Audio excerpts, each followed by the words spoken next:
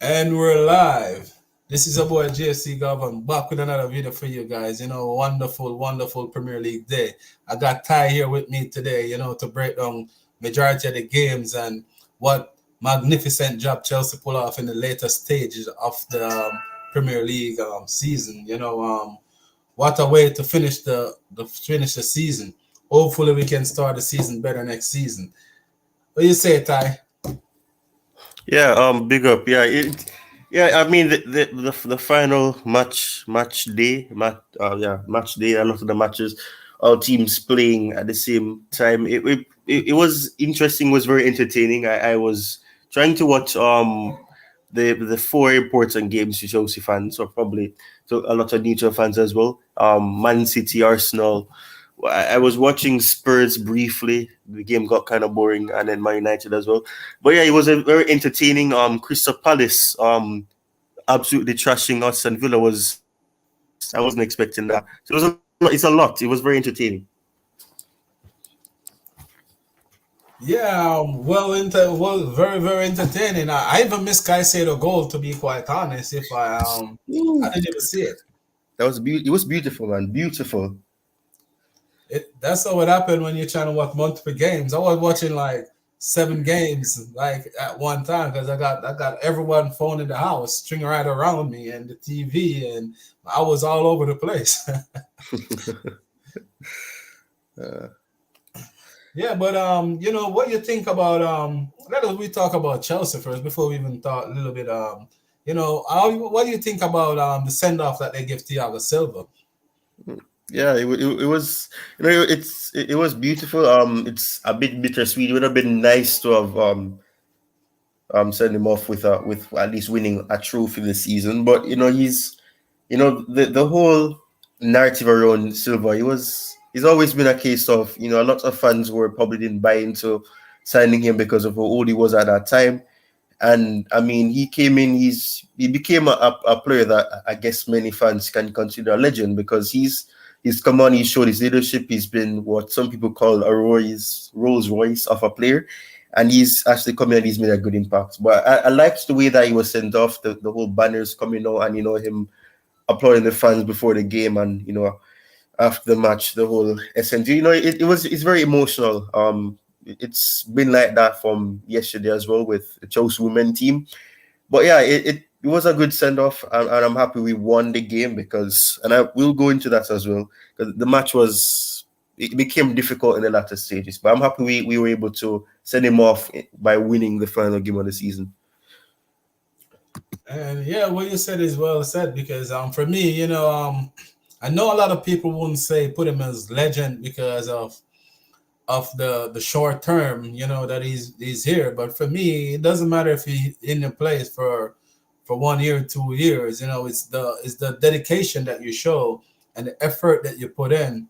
And I was watching one of his interview where we invite this lady at his house. It was in Spanish. I have to be stopping it to read it a little bit. And to what he was saying, like it was his choice to stick around, and to stay with these young players, to help them grow. And he don't regret it, because they help him a lot too. And he was trying to say like it's both sides, but he got a lot of options many times. But the love that he felt for Chelsea, seems like he started his career in Chelsea, and he appreciate the fans, and the fans appreciate him. It's just a bond, love at first sight. And that's for me, it means a lot, to know that he did come in, even though if he did come here earlier in his career, it would have been a little bit more sweeter. But he come in and he never drop it. He continued to be a professional, and he continued to lead these young players, even when the rest of senior players that we all see in the squad way before him want to walk through the want to leave.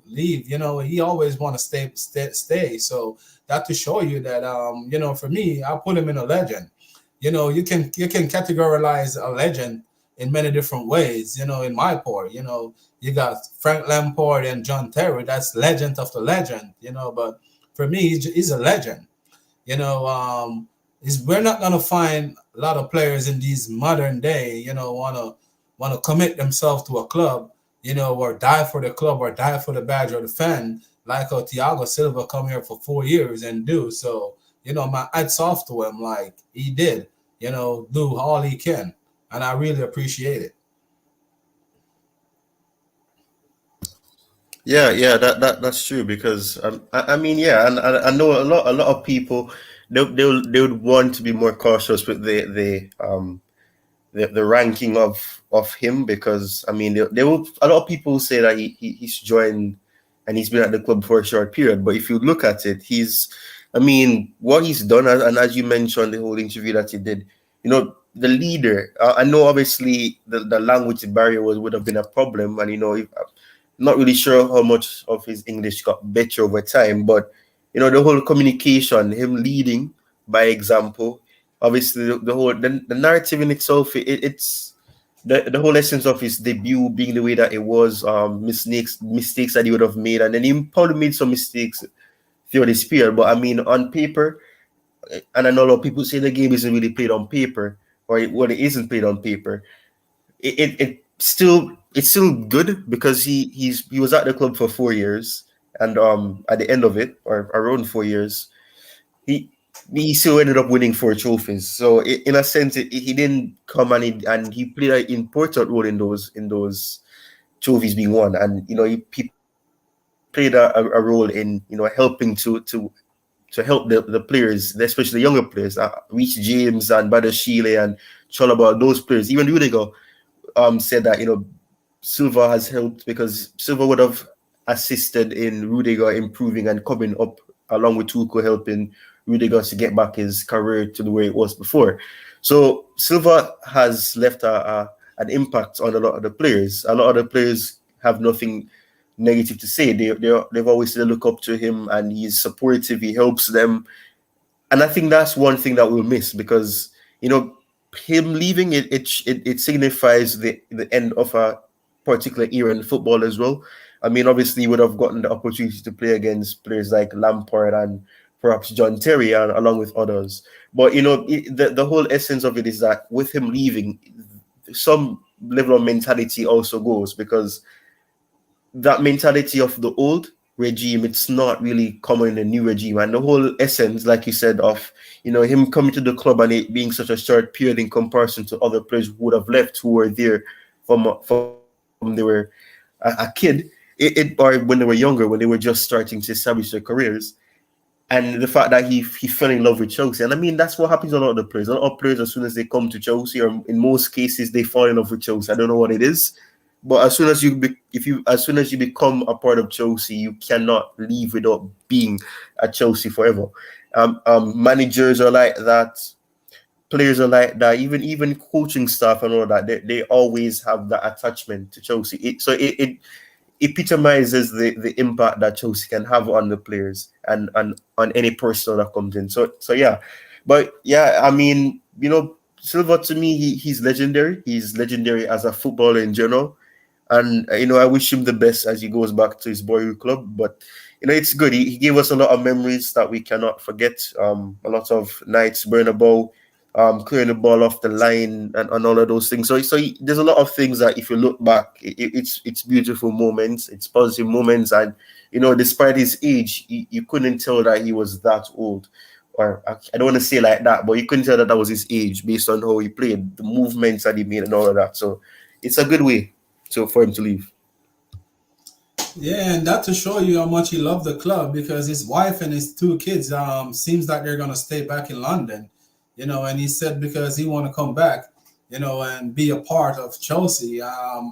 He doesn't suggest like where he want to be, but he said he's doing his coaching badge too, and and he want to come back to Chelsea. So that to show you that Chelsea means a lot to him, and I really, really appreciate it because those commitment is hard to find these days.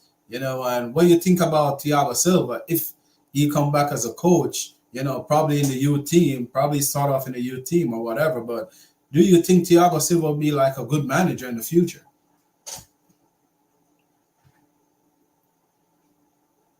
Oh, and I didn't realize I was still muted. But yeah, I think he could be a good manager. I mean, he has a good management. I don't know. I'm still trying to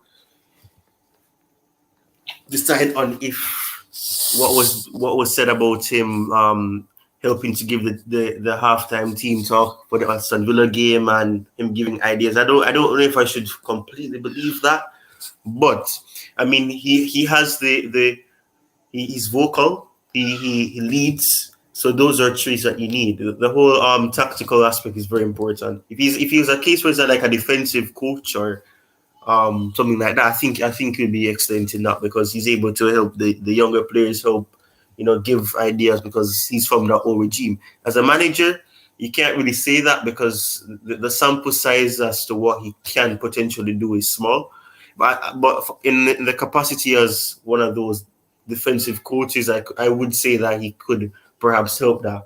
Not many players or ex-players can do that. They can be excellent, and I guess not everybody's can be teachers as well. You can be excellent at something, but you may not be able to pass on that knowledge. So I guess in a sense he could, but as a defensive coach, perhaps there. As a manager, I can't really say, but I would definitely take him back as a defensive coach. So we need that level of experience, or we need those persons who would have had good careers and can help players to get to higher heights. Yeah, that's true. Because even right now, I always said that I always wanted a John Terry to be a part of this. Like, I don't know if you remember when Chelsea used to have the these coaching these coaching where we always have the coach different from whatever who's the coaching staff that's coming in. We always have a coaching staff different that always stuck at the club, especially that England assistant coach. So that would be good if the we hire someone like that to come back to be and to teach the young players what it takes to be at Chelsea. That would be great. If the board considered that in the future. That will be excellent. Well, we'll leave off Thiago Silva for a minute. What do you think about the Premier League games overall? Any disappointment? Because I got one disappointment. Even though we know Sheffield wasn't gonna do us any favor, But what do you think about the games today? Before we go back to Chelsea. Yeah, I can kind of share that sentiment with you. I was really hoping Sheffield United could do us a favor. It probably wasn't logical because obviously they get you relegated or they are relegated. So I mean, expecting them to do that. I mean, it looked the game was 1-0 for a good time, and I guess I think they got a red card as well. So I think that didn't really help things. But I mean, yeah, the games didn't disappoint me in any other way. Well, I was given a shocker because I wasn't expecting Crystal Palace to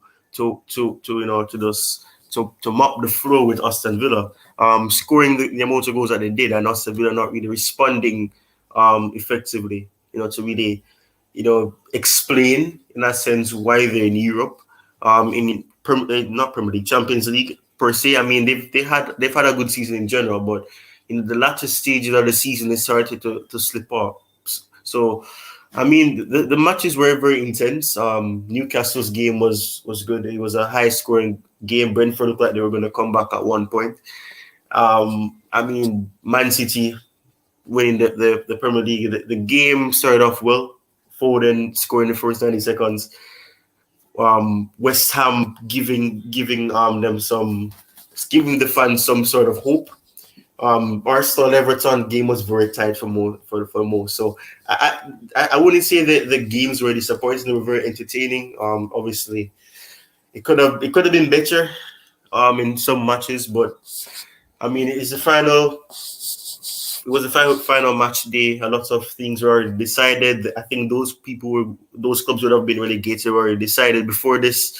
So it's not like the average one where you don't know who's going to get relegated. It's obvious that certain clubs are going to get relegated because mathematically or technically it was impossible for them to get out of the relegation zone. But I mean, Champions League was decided. It was just about who would finish fifth and sixth. Probably the Premier League title But yeah, I don't think it was really shocking as much. But I would have liked it to be more entertaining in one aspect, which was the games would have been more entertaining. Arsenal probably would have actually looked as if they were competing. Yeah, well, you said, you're 100% correct. It's just unfortunate that Sheffield couldn't do the job for us. I would love if they could do the job for us. But there's a lot of changes gonna be in the Premier League next season. With managers, and I don't know if that's still there. When you think about all these manager changes, Yeah, because that's one thing for sure. And I was thinking about the whole essence with Liverpool as well, because Liverpool have dropped off significantly. They finished in the top three, so that's good for them. But the drop off is there. You can see it. It's obvious. And the whole Arnie Slot coming in. I mean, he's done well in the Dutch league, but I'm not sure as to if he can carry that over into the Premier League, and it'll be interesting to see what happens. But Liverpool have dropped off significantly. They have goals in them. They can score goals. They can still be a threat, but I haven't really seen enough from Arne Slot to let me say that okay, he's gonna help Liverpool to continuously compete with Man City, and now Arsenal are in that picture as well. So I mean, it'll be interesting to see what happens there. But Liverpool, it'll be interesting to see what happens with them, because I'm not sure about Arne Slot. I'm not really convinced that he can come to the Premier League. I mean, seeing is believing as well. The Zerbi leaving Brighton was not something I was expecting. To be like that per se, but I mean, it'll be interesting what happens with Brighton. What manager comes in for them?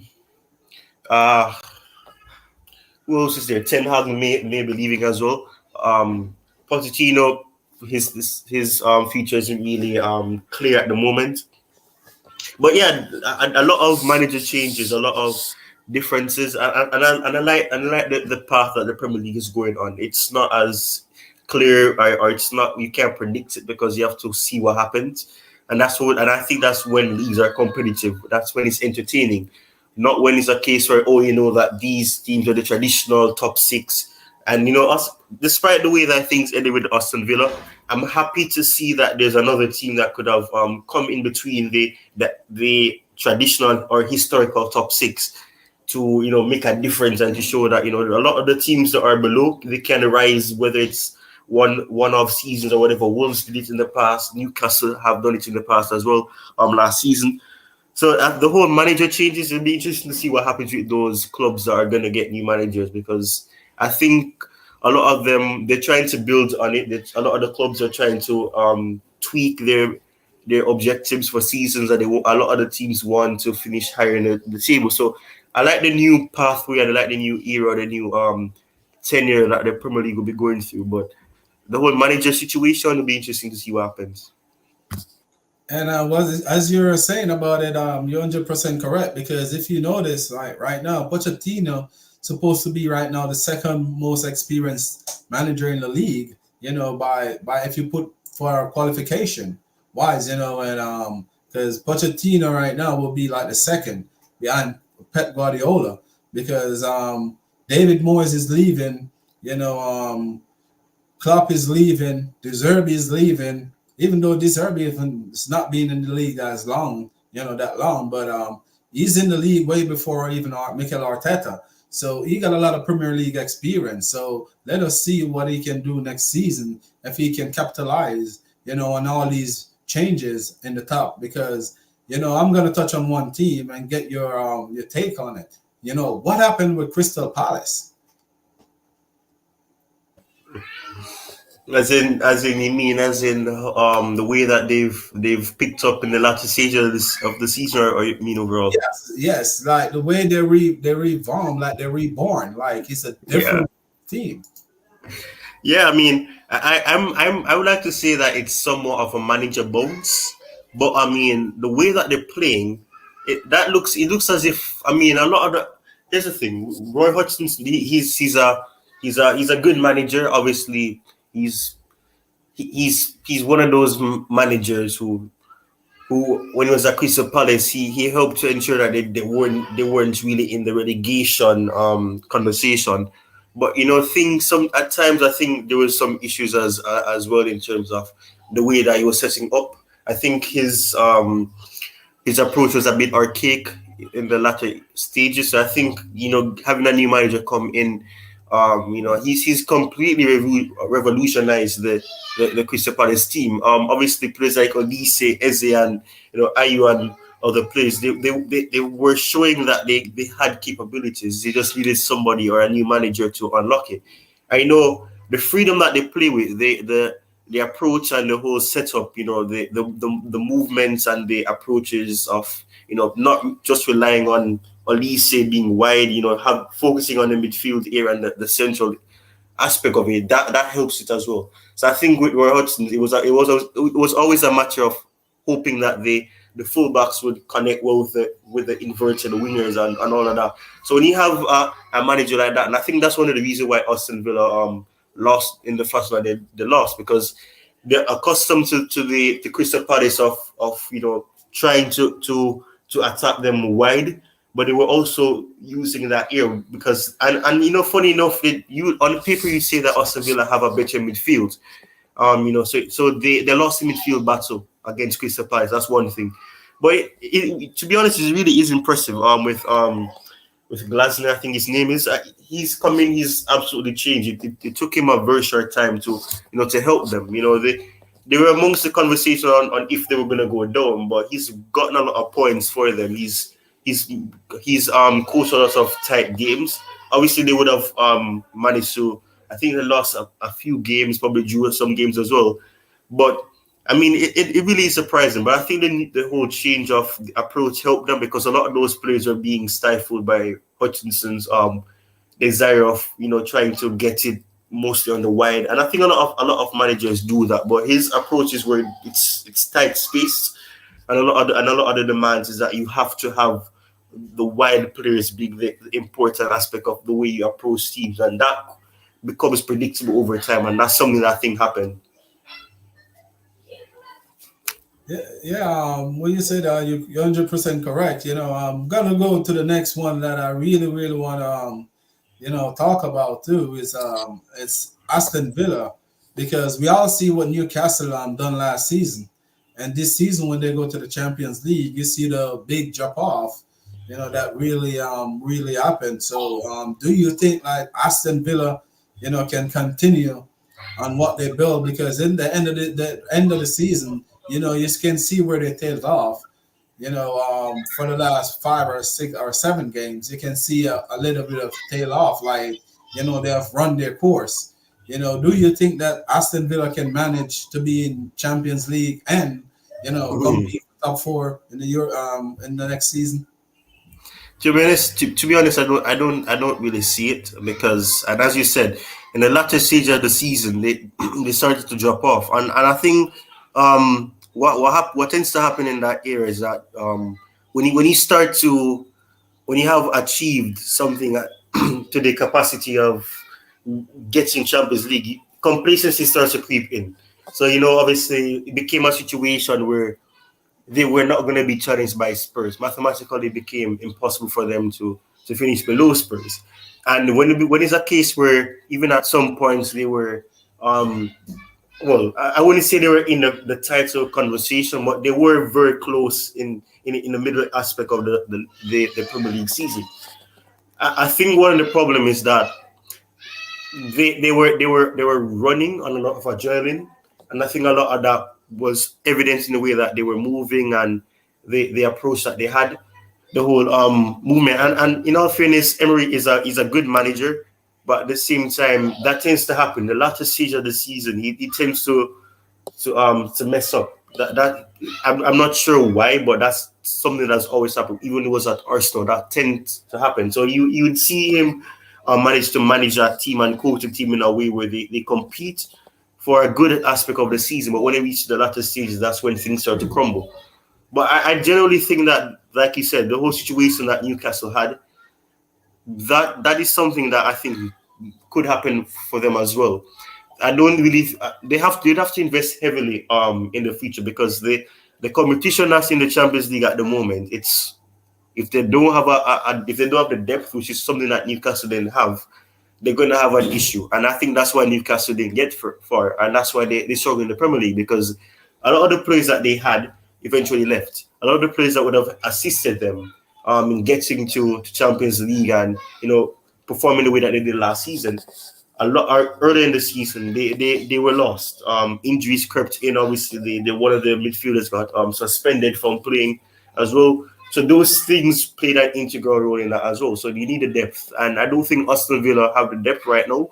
Obviously, they can get new players in, but it depends on if they get their those players right, if they make the right signings. But at the moment, I don't really see them doing quite well. They might get out of the group stage because they do have some capabilities, but to really see that they'll contend in the Champions League, I can't really see it. The Premier League as well, depth is important, and a lot of the times our teams struggle to keep up with the demand. Getting top four and then having to get top four again, not many clubs can do that consistently. You need the depth, you need to have the mentality, and you need to have the mindset. And I don't think Aston Villa have that at the moment. Blue board analyst joined us. Jay-Z is here. Jay-Z, you have anything to say on Aston Villa? Because I heard that they probably have to sell some players too, to balance their book. Big up Legend Garvin, big up Ty. I'm so exhausted after the games. 10 games, 10 games simultaneously. Looking at not all but 4 to 5 games, Arsenal, City, and what's happening in other games. So as far as Aston Villa is concerned, if I heard it correctly, I was just making my coffee. So we're asking if they can maintain the top 4, right? Maintain the Champions League spot. So I'll give you my top 4 right now. The top 4 that will eventually happen next year in May. I will give it to you right now. In no particular order. The first 2 will be against City, Arsenal. Maybe Arsenal will win the league next year, or City, Arsenal. Chelsea will finish 3rd next year. And the 4th spot will be a battle between Manchester United and Liverpool. So no, Aston Villa will not finish in the top 4, not even Tottenham, Newcastle. So 1, 2, 3 is City, Arsenal, or Arsenal, City, followed by Chelsea. I think will finish 3rd next year. And Liverpool or Manchester United will finish 4th. So without going into detail, no place for Aston Villa, Arsenal, Newcastle. And today they were thrashed by Crystal Palace.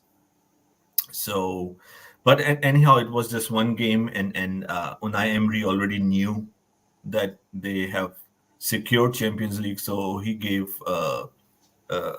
he rested many players. Also, Emi Martinez didn't play.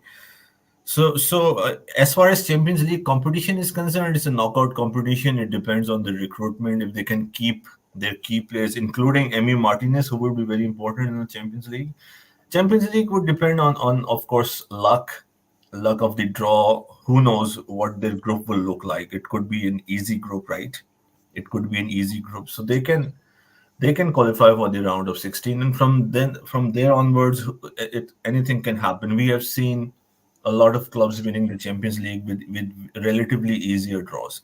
Even with all due respect to Real Madrid and Zinedine Zidane, the 3 Champions League that they won, and I cannot vividly remember each of those years, but most of their knockout games in at least 2 of those seasons were very easy up until the final. So Villa winning the Champions League is a tall ask.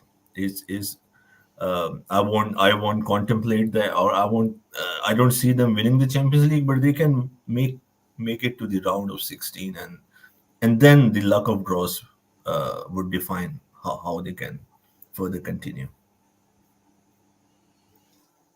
Yeah, so you said that's how I think about it too, because I was saying in my point, Pochettino is the second most experienced manager in the Premier League, probably the most, experienced manager, because he's been in the Premier League for a long time with Southampton and Tottenham, and I think next season we should be up there, there and about, and probably not challenging 100% for the title, but be bouncing around right in the middle right there. That's what I expect because we all know Pochettino is going to stay.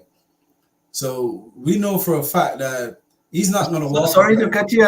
Just on that, you said you know or we know for a fact that. Sorry, like this is an interesting, and this is now it's the end of the season, Govern and the audience. You said for a fact that Pochettino is going to stay, and to be very, of course, I don't have an evidence or data or any concrete information in front of me, but I have a strong feeling that it's still 50-50 and it's still in the air. So please, Garvin, for the audience and also for me and to everyone who will listen, who is listening live and who will listen later, why do you think that, why are you so sure that Pochettino will stay? Um, for me, the reason why I know that he's going to stay, right? I know that the pressure was on, and Pochettino want to prove himself. Is if you listen to the way how he talk, he's a manager like to prove people wrong, and he always saying that in his first season, he always tend to struggle, but in the second season, that's when you see his team. If you listen to all of his press conference and you take some pieces out of it, you can see the type of person who he is. So I don't think that Pochettino is going to walk away. The only way Pochettino leave, or less the board, it would be down to the board. If Pochettino leave, it wouldn't be Pochettino. Why Pochettino leave? So you can see that he want to build something. He want to build something at Chelsea. So for me, that's one of the main reasons why I think Pochettino is going to stay. I don't think he's going to walk away. The only way Pochettino leave, or less the board. And I don't think the board going to have that power right now to get rid of him because of a lot of the fan base switched to Pochettino. And the owners, they've been listening to the fan base, on social media, even if they say they don't.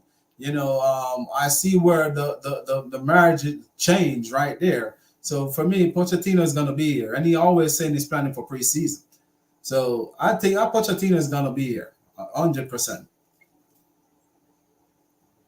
Yeah, I mean, there, as you said, there is a good case for him to be here. At the same time, I still think that it's not clear. I know the last 5 games have been good, and I have been very supportive of Pochettino. I'm not saying what I want. I'm just saying I don't know what will happen, right?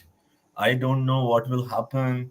There is still no clarification from the board yet.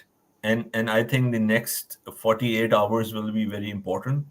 Either it's an official statement from Chelsea for the continuity of Pochettino, or him to be replaced, Fabrizio Romano or any other journalist, top journalist. We have to keep an eye. And the reason I said that, because of course we have all observed the way he has been talking in the media. So of course anyone, we don't have to go and revise what he has said. So people can interpret it in any way they would like, right? So my interpretation is that he is not really happy with the board. Also, ESPN FC yesterday had a show or a segment which is on the YouTube channel regarding Pochettino's future, and the journalist or some of their commentators were saying that as of now, like as of 24 hours or 30 hours from this very podcast, when we are doing this live stream, so the board is split, or the board was split, let's say 24 hours ago. So if we believe that, we don't know. Todd Boehly has been supportive, yes, in the recent interviews. So we don't know, because the decision will not be taken by Todd Boehly alone. He is one of the people in the board, in the committee. There are like 7 to 8 people, which I understand, including the sporting directors, other members of the board. So we don't know. And again, okay, yes, I agree that Pochettino will probably not walk away. He wants to stay here. He won 5 in a row. He has a good relationship with the players. But if you see, the board can still sack him. The board won't shy away if they want to sack him, because I don't think so that they would be hesitant, because they know that the fans, although a lot of fans have, I don't actually see a lot of fans accepting Pochettino as if they are in love with him, right? They have just accepted him. Okay, he's good, he's fine, right? Because of the Tottenham relationship, I don't see them wholeheartedly accepting him, right? Or there is that relationship, if you want to say it that way. So even if the board go and sack him, I don't see I don't expect a backlash from the fans. Yes, on the Twitter, on some spaces, there might be questions that why did this make this move. But as you know how the people are and how the world works, especially these days, within the next 24 hours, everything will be forgotten. So it will all depend. So now this is all the context, but it will all depend on the meeting. If they actually will have a meeting as reported, I don't know if they will have or not. So if they will have an actual meeting, which has been reported, they will sit and discuss many factors. So as the board has already clarified in the last few days publicly, Todd Bowley and the board, that the objective was to finish in the top four or to win a cup. So in that context, the objective has not been achieved, right? You can say I'm being so harsh on Pochettino. I'm just saying, as an analyst, or you can say as a commentator, I'm just trying to put a case out there. I'm not being hard on Pochettino. I'm just saying, and so the only way that they will stick with Poch, if they will really analyze and accept that yes, it was a young squad, it was a transitional period, there were injuries, so the top four objective maybe was not realistic, or because of all the factors that transpired during the season, Pochettino deserves to stay. And then how about Pochettino, as it's been reported recently, wants to have a say in the recruitment. If you say, I want to buy this player, I want to keep Gallagher a little bit. I'm not saying that he will go there and say, I want to change everything, right? He say, if I stay, I want to keep Gallagher. I'm just saying, I don't know if he'll say or not. I'm just saying, let's say that his only condition to stay will be, if Gallagher stays, I will continue. Let's make it simple. Let's not make it difficult that I want Osimhen, I want this, I want this. No. Pochettino goes there, hey, okay, if I stay, all I want is Conor Gallagher, right? And let's say the board say we cannot guarantee you. We will see if we can personally agree any term with him, including his salary, and if his salary or what he demand is in the framework of our structure, then only we can promise Gallagher. So maybe Pochettino say, okay, you have if you can kindly confirm that in a week's time, then I can confirm my future with Chelsea. Who knows? I'm just making it. So even one condition of keeping Gallagher might not be agreed, because as of now we have no evidence that they want to sign Gallagher.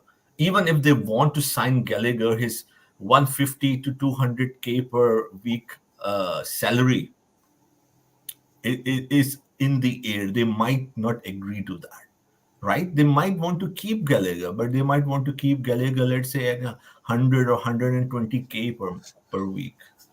I'm going into the nitty-gritties of the details.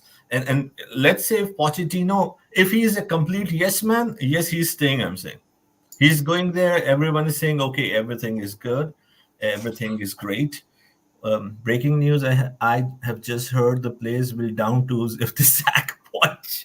Where did this come from? Rich money makers, where did this news come from? Is it your news? I mean, this is... Yeah, rich money maker in the building. This is interesting. This is a great news. So you see, Garvin, in the audience, if Pochettino only keep one condition, it can still become an obstacle. If Pochettino is all cool, okay, fine, I will continue the season, sir. Okay, you understand that there were injuries and you're giving me opportunities. I love you. Let's have barbecue. No problem. Pochettino will stay. But if Pochettino, what I understand, the board, they don't want anyone to have their input or have authority. It's as soft as they are, soft spoken or well presented, but they are autocratic in their approach. They don't want anyone to interfere or change anything, right? They have a very defined structure of recruitment. As you have seen his interview of Todd Bowley, he won't change from here. So, but this is what I want to see. If Pochettino demands a very small situation in the case of Conor Gallagher, let's say he wants, I want a 26-year-old 6'4" midfielder. That's it. I just want one. Okay, sell Gallagher, but I want one midfielder from this league, from Bundesliga, XYZ, 26-year-old. He's not expensive, but I want that. Only one player, please. Bolly, I want one player. I'll stay here. I'll do what you want. I will shut up. I will never say trust the process. I will never say we have injuries. But please give me this great player from RB Leipzig or Dortmund who would just cost you 40 million or 35 million. I really want this player in the midfield. I really want this player. It will fix so many issues in my structure. So even if this condition is not met, you see where I'm coming from. Then things can open up. And just to conclude, and then we don't know if Bayern Munich approach Pochettino, not because Pochettino is high on the list, because we know, I don't know all the names, Ragnick, right? Thomas Tuchel, of course, we had another meeting and he backed down. 2, Crystal Palace manager 3, recently De Zerbi 4, and there have been 1 or 2 more. I don't recall. Sorry, I have to look into that list. 5, 6 managers. 3, 4 I mentioned, and there are 1, 2 more according to the official statement. Bayern Munich needs a manager. AC Milan needs a manager. Juventus have confirmed Morata. I'm not sure, but there are vacancies. Newcastle might need a manager. Manchester United would probably go for a manager. The only way I would say Ten Hag can still keep his job is by winning the FA Cup, and that too I don't see is confirmed. Yes, Manchester Poch might not be on the, it's not it's not the priority of Man United or the first choice or the second choice, but who knows? As of now, it's Thomas Tuchel. If we believe the top journalist, let's say if their conversation with Tuchel don't go through, then the list we know it's Frank, Thomas Frank, Potter. Who else was mentioned there? Gareth Southgate and Pochettino. The only difficulty is that if the board knows that he's under contract, and if Poch wants to go, they might not sack him. They would expect Man United, Bayern Munich, Milan, or any other club if they want Pochettino. And if Pochettino wants to go, to pay the fee. But it's not out of question. I'm just presenting a case. It's not out of question. Bayern Munich is desperate. Pochettino would be a great manager, I would say, the way he plays. Right now, Bayern Munich is not had the worst season in the last 12, 13 years. They finished third. They didn't win anything. So it's not that if Pochettino is not good enough for Bayern Munich. Right now, he is. If you see, they even talk to De Zerbi. They talk to other managers who are not as good as Pochettino. So it's a possibility that Bayern Munich can turn to Poch, given that Harry Kane and Dyer are also there. Right? It's making a case. So Pochettino, if he has an offer in from today till the next Sunday, then he can really talk to the board that he can leave if he is really not happy at Chelsea Football Club. When you said you're correct, because I think about everything what you're saying, and you got a big point. But I think the bond that he built with these players, and you can see how these players are playing for him. Like, Pochettino is not the type of guy that really gonna walk away. If the players, convince him to stay, because you can see that he got something special with these players, and he know that he can build a super team. And it's not like these owners are not spending money and try to get the best players in the world, which we're going to touch on later. But you can see that these owners, they know what they need. They're trying to build a super a world-class young team. If you listen to that Bowley interview, which we all do, so buying all these young players for for little or nothing. It's the same model that Roman Abramovich bring in, but they're just doing it in a different way, where they're giving these players the opportunity, to come and shine, and make something of their career, different from going out on loan season in, season out. So it's hard to take, because in my takes, if it's not gonna be Andrew Flick, like which manager is out there that I really say like bring in, to replace a Pochettino right now. Right? The market is not that really good, because our De Zerbi, what De Zerbi can bring, I don't know. Dante is in the building. Thank you, Dante, for your support, man. I really appreciate it. So I don't know, Jersey. Yeah, big up Lord Dante.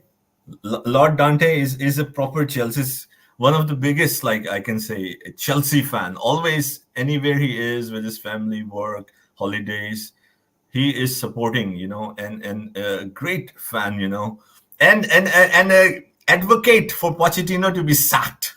Do you know that, Garvin? A huge Poch out advocate. And Garvin, Dante, I was not advocating for Poch out, but I was telling Garvin and the audience that there's still a chance that Pochettino could be sacked, or if he gets an opportunity to go to Bayern or anything. So who knows what will happen. So please continue. I just wanted to give a shout out to Lord Dante. Oh yeah, no problem. That's what I was saying. It will take a miracle right now to me. That's in my case. Pochettino is not my number one choice, and for me, I was always saying that I don't mind if he goes or he stays, but for the last stage of the season, what I see bring to this team and where these young players are showing improvement, and to what we got out there, in the manager field, like it's not suitable for me.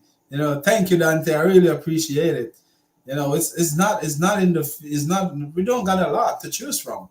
So even if because Flick looked like he's going to Barcelona, because Xavi seems like he's in some problems over there. So it seems like he's destined to Barcelona or De Zerbi. So what we got in the market, we don't got nothing in the market at this time to really choose from. The market is really poor. Yes, that's correct. But if we see from our lens, right, because we want Tuchel's, Flick's, Nagelsmann of this world, but the owners would be happy with De Zerbi, Amorim, or even what was the name mentioned this morning? I'm sorry, I forgot from the second division. The championship, former Manchester United assistant manager. Yeah, I forgot the name. I'm sorry, but you got it right. So I won't be surprised for us, because we want to have the same pedigree, the same standards, but the owners would be okay for the upcoming new managers like De Zerbi and like De Zerbi or and by the way, what do you think on De Zerbi and the timing? I really want to have your take, because I want you to analyze. Don't you see there's something into it? Okay, he was asked recently. He said he's staying. Even 3 days ago, he's staying. Anyhow, I knew that the managers often say that. They don't say we are going. But just 24 hours before the kickoff, this game against Manchester United, the Brighton officially announced that they are parting ways. And if we believe the German media and the president, that they said the next manager won't be Italian. So De Zerbi, again, I have this critical mind, or mind of a detective. I always like to think this way. He won't leave without knowing that he would have, or would believe in himself that he would have 2 to 3 good opportunities. Yes, Milan could be an easier option for him, or something that he can take. But if he wants to stay in England, then again, it's Chelsea. And why I'm saying that, of course, it's not that I'm a huge fan of De Zerbi or I want De Zerbi. It's another thing. I'm just analyzing or just thinking of putting a case. I know, Dante, I agree with that. I'm just putting a case, what might happen, what is going behind the scenes. What I'm saying is not what I want, right? So you see, these sporting directors are from Brighton. The goalkeeping coach is from Brighton. So many players are from Brighton. Recently, secured another scout from Brighton. We already have 10 to 12 employees, if not more, from Brighton. So it would only make us in that situation. Who knows? This is the plan all along, to have the sporting directors, the players, the other people in the board from Brighton, and then have De Zerbi on top of that. So I won't be really surprised if they sack Pochettino, or Pochettino walks away, resigns or whatever, go to Bayern or any other club. For me, it won't be a surprise at all that they will go for De Zerbi. So what do you think of De Zerbi's resignation or parting ways with Brighton? Right now, he's a free agent, right? And he definitely, if he left Brighton, he want a big club, right? Yeah, what you said is correct. I think you have to look at it too. A lot of the Italian managers, they like to go home in some part of their career, and if a big opportunity opening up in Italy, he's gonna go for it. So right now, for me, I think you got Napoli gonna need manager. You got AC Milan gonna look for manager. Juventus already got manager in talks with Mata. So right there, you got two teams in Italy. And then you got Manchester United.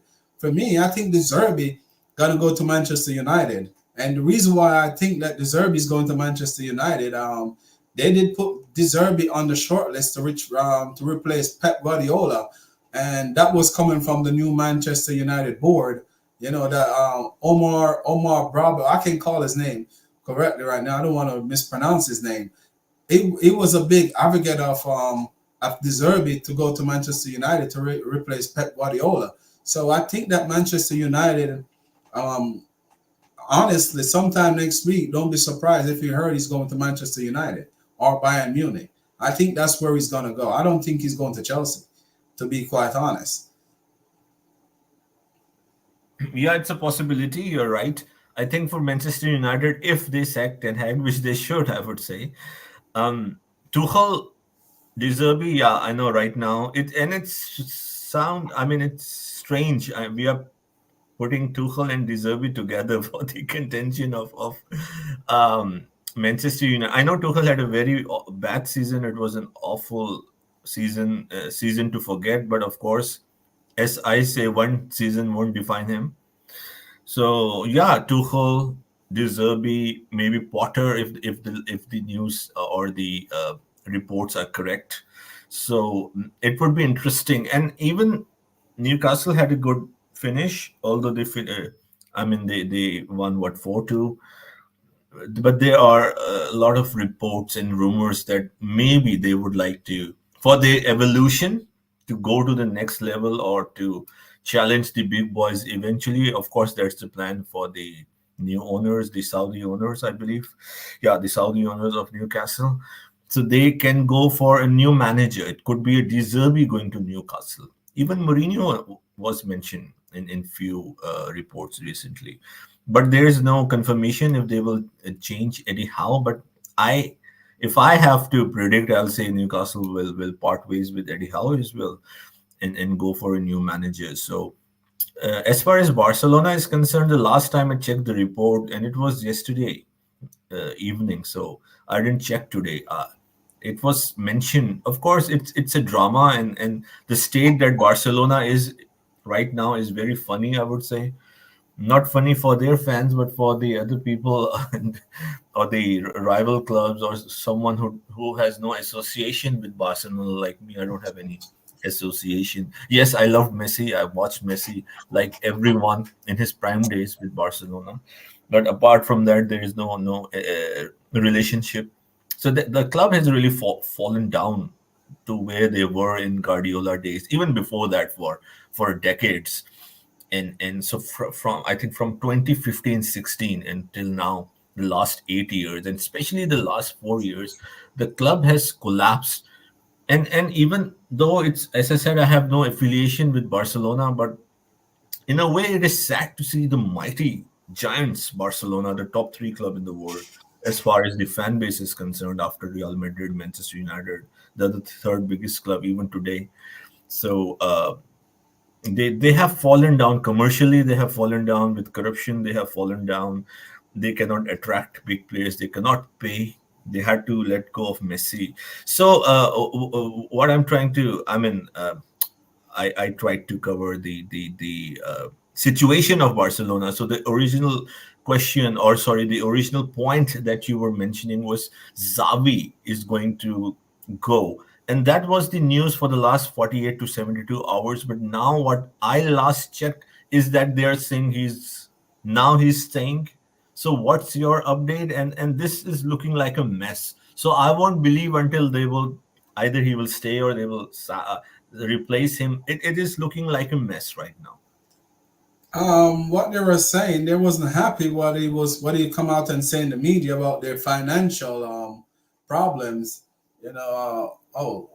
Unless it's something new broke. But earlier today, what I saw was they still didn't clarify the status of what was going to happen. So if something happened right now, if he's going to stay, that leave the manager vacancy, seal right there and open more like with Bayern Munich and Manchester United. So I still think that that De Zerbi is going to go to one or the other, because he played the Barcelona style, or he's going to go back to Italy. But I still don't think he's coming to Chelsea. So that's only leave Andrew Flick and Thomas Tuchel. Thomas Tuchel ain't going to go to Barcelona. So therefore, the market is just not good for me, to be quite honest. I don't like Pochettino because I don't think he can win me a title, but I'd rather stick with him for one more season and wait for the next season and see what the market open up. Probably Zidane walk out of retirement, with this young team. Because Zidane like young players, so probably we get an opportunity right there. So I will wait, to be quite honest, if I can get the Andrew Flick. And I need a manager that know how to win, that already been there and done it. That's just my take on the manager situation. I just need a winner, someone with a winning mentality, know to take this team over the line. Yes, you are correct, and that's why my recent look where we were again 12th. Many people were, as I just covered also in my last podcast that I did on my channel, that I supported Pochettino. Okay, give him time in August, September, October, that he's a good manager. I still believe he's a good manager. I won't say I cannot use the words like, he is SHIT or anything like that. But that my expectation in August, September, October was him to at least do the same what, sorry, got a little excited. Do the same what he did at Tottenham Hotspur, that is finish top 4 for fun with a small club. I know again there are injuries and all that, but again, look, losing the final to Liverpool in injury time, not being brave enough. Okay, Gallagher missed a chance, Nico missed a chance, I know. But then again, we have to make a decision. Will we always give the pass to Pochettino that, okay, Nicholas Jackson missed a chance, Gallagher missed a chance? So I think as I before Garvin, I think Rich Mini Makers came, you might be saying what I'm saying. I might be contradicting myself. I even predicted Chelsea to finish third, right, Garvin? Third, which most of the fans would love it. But that is the ceiling of Pochettino, not for the next year, but for the next 4 years, he will be third, maybe second, like Arteta. You're getting the point, right? He's a manager who won't take long. I think we will finish third with Pochettino if Pochettino is here next year. And then people will be excited. Wow, first season 6th from 12th, from Potter and Lampard's 12th to 6th. And next season, let's say if my prediction again come true, I predicted 6, by the way, and it was spot on 6 finish for this season. So next season, if we finish 3, people will be super excited. And if Pochettino is here, we are here. Next May, I will be disappointed. I will say, no, there is no need to be happy if we finish third. Board will give him a 3-year contract, and that will be a death sentence. Because He will always be in that zone. You're getting me, Garvin, right? Yeah, I'm getting you. I'm not and, disagreeing and, with and you. I like him because I respect him as a person, because he's one of those nicer guys in the industry. He's a good, ethical, good human being, right? And he's not violent, or he's not someone who disrespect people. So I have that kind of respect towards him, and I think he's a very hard working coach, right? Maybe he can win a cup, but is that what we want? Is an FA Cup in the next 4 years with Pochettino? Is what we are looking for. So that is my reservation, right? This is my reservation. I'm sure he will do good next year. Very good. I really believe in him, because people are confused what I'm saying. I believe he can do well, and that well is a top four finish, finishing fourth or third. He can do that. He has done that 4 times with Tottenham. He has finished sixth in a horrible season with injuries and a new squad. So from six to four, it's not unrealistic. He should take that leap. He should do that easily, I would say. Given that Klopp has left, given that Arteta or Arsenal could even be in a slump. It's not easy to maintain and go for the title race for the third time when you always finish second, right, Govan? Who knows? Arsenal could have a very bad season, or even Manchester City, one of them. So Pochettino should acquire around 80 points next season. He finished with what, 63, right? He should finish between 75 to 80 points next season. That should be the target. It could be a third or fourth finish, whatever. That 75 to 80 points that he should acquire. But that will give us a third position, and and there is no confirmation that he will win the Europa League or Carabao Cup, FA Cup. There is no confirmation because he has never done that in 8 years in England, right? But the owners will be, I'm telling you, with the what this said, the interview that I have listened with my eyes, with my brain, they will be delighted with the top four finish because Champions League money will come and they will say there is a progress. Fans will be happy as well. But fans won't realize, just like Dante is saying, and because he realized that a top four will become a death sentence. Similarly, like the last 7, 8, 9 years of Arsene Wenger, finishing top four, and the Arsenal fans got tired, right? Similarly, like Tottenham, Pochettino, top four. But Tottenham were happy because they never finish in top four. Every year finishing top four was like a Premier League for Tottenham. That's why everyone was happy at Tottenham Hotspur. So I'm very, so I like the guy. At the same time, I rate him as a good manager, even a very good manager. But my goal is the Premier League and the UEFA Champions League. Yes, maybe he can win a FA Cup, Carabao Cup, maybe, but nothing more than that. And I'm saying next 3, 4 years. If he is given 3, 4 years, I don't want to say write it down because I don't want us to just win an FA Cup. But I think if he will stay here for the next 3, 4 years, all we will be looking at would be perhaps a FA Cup, or at best a Europa League, maybe if he can achieve that with a top four finish. Premier League, the Champions League, I can almost bet that he won't win, even if he's given next 3, 4 years. And this is my reservation on Pochettino, and this is where I am now open for a change. That why not just go for a change when people, when Dante, you, and even many people who back Pochettino realize that this guy is not the guy who would be consistent over 38 games. And that's why I won't be shy to say that I want a change right now. Right now, I would prefer a change, and I welcome a change. When you said I'm not gonna, because I'm agreeing with you and Dante, to be quite honest. Ty, you there, Ty? I don't know if Ty is back with us. You said he was gonna step away for a minute. If not, what you, if Hello, Ty, Ty. If you are here, I can have my coffee for. Hello, yeah, Ty. We are what I waiting was for gonna you. say, because I saw Dante and then put it in there. How you feel about Arsenal losing the title?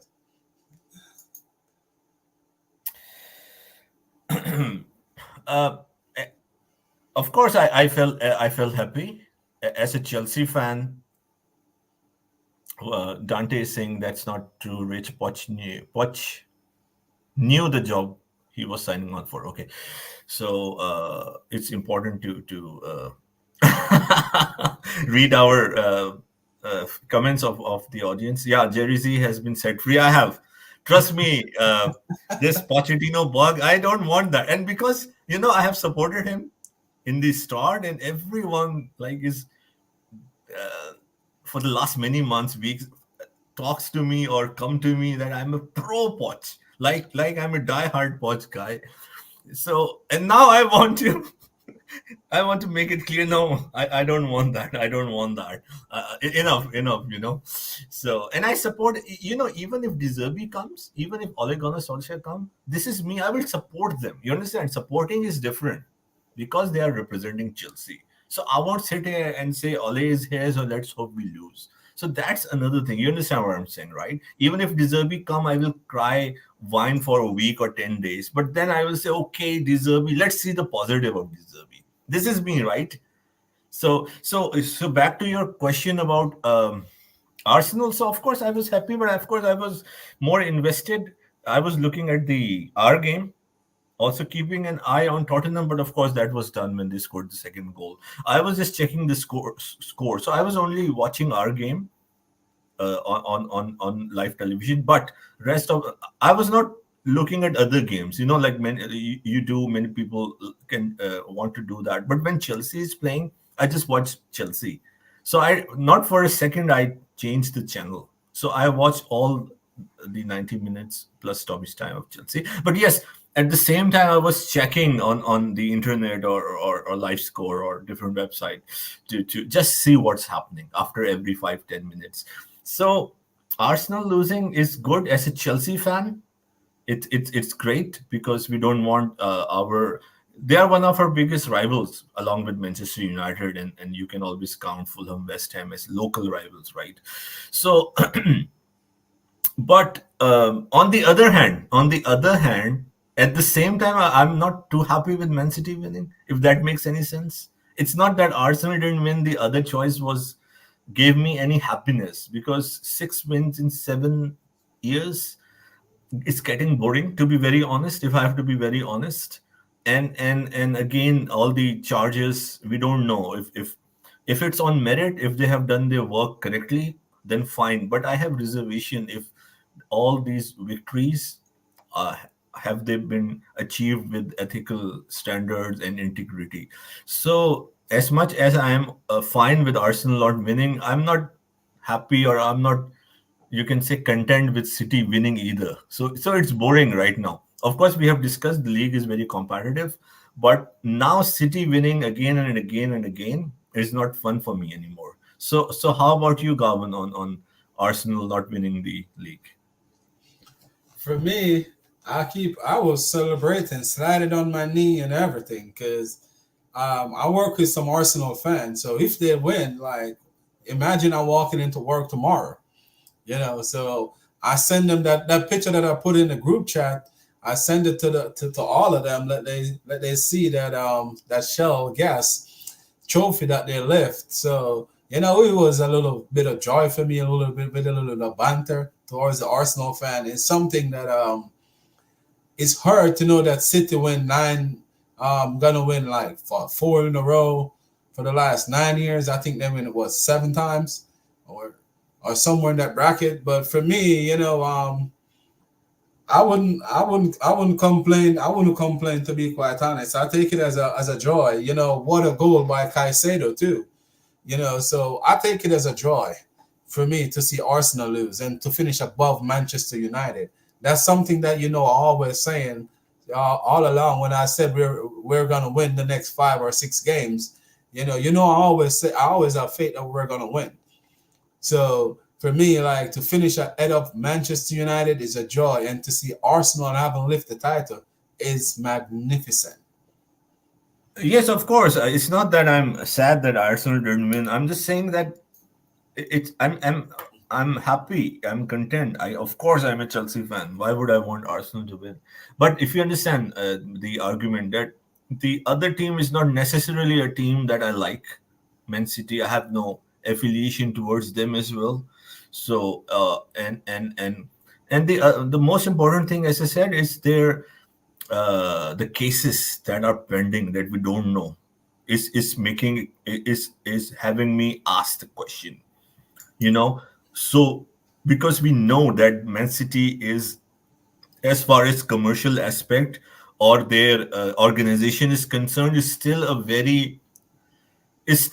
small entity compared to Man United of this world, right? If we have to be realistic, right? As a business, as an enterprise, as their subsidiaries across the world, they have just begun in the last decade or 7 8 years to expand. If you see their fan base is still relatively small, not just compared to Manchester United, who is a giant, as much as we don't like Man United, but even compared to Arsenal, Chelsea, uh, Liverpool, they are much behind. And their fan base is not even as big as Tottenham Hotspur all over the world. So if you see what I'm trying to say, so having them win the league again and again, spending so much money, I know we have spent. People will say, but we just did, and we sold so many players. We did in the FFP at least this period, and also there are some questions which we have addressed, which the owners or the board have already addressed. That these some of these. Transactions of paying the managers or the board, if you remember, we have addressed that. I'm not saying that we have been completely clean, but I don't see that even in Roman Abramovich days that we went overboard in a way that was substantial or out of you can say out of breaking all the boundaries, in a significant manner, as if, of course, we cannot say anyone has done any crime or is subjected to any punishment, because that would be wrong to say. But based on the charges, the 152 charges, if they are true, if I'm saying a big if, it's like a huge, you can say, criminal offense. It's if you have seen the charges, Garvin, they are not small charges. And the way, if without going into the detail, if even half of those charges or even one third of their charges are true, that would clearly show a significant amount of corruption, involvement of subsidiaries, involvement of paying, bribery, and the way that they manage their FFP. If someone understand, people can say Man United in the last 10 decade, sorry, I'm saying 10 decades, last decade spent more than City, but United is commercially 50 times or even more a more successful brand. So that's another thing. People can say, why not? But the way FFP is, we can always say it should be changed. That's another thing. So again, what FFP is, even if owner is rich, they have a personal business like Man City or the Saudi owners of Newcastle, they cannot put in the money.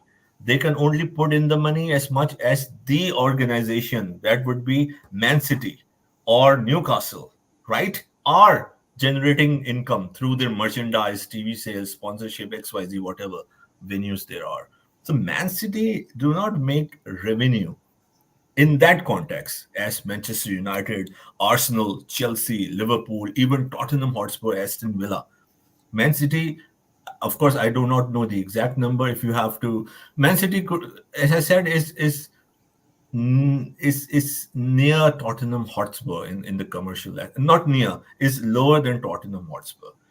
But so you can imagine that. You can imagine that, and that is something I can confirm, that Tottenham Hotspur is a more you can say is more has a bigger revenue, or is run with more resources, and they can spend more if they want to spend based on the FFP. So I don't know. I mean, if within with a common sense or within analytical eye, there is no way that Man City has done their work correctly. So just in that context, I'm not happy if everything has gone in a way that is not in the ethical framework or in the legal, you can say, boundaries of the league. I know in this world people can say that I'm talking about this, I'm being naive, but no, if there is a rule, you should follow it, right? So of course, I'm so again to conclude, I'm happy that Arsenal didn't win, but if City are cheating, not just to beat Arsenal, but Liverpool, Chelsea, Manchester United of Mourinho.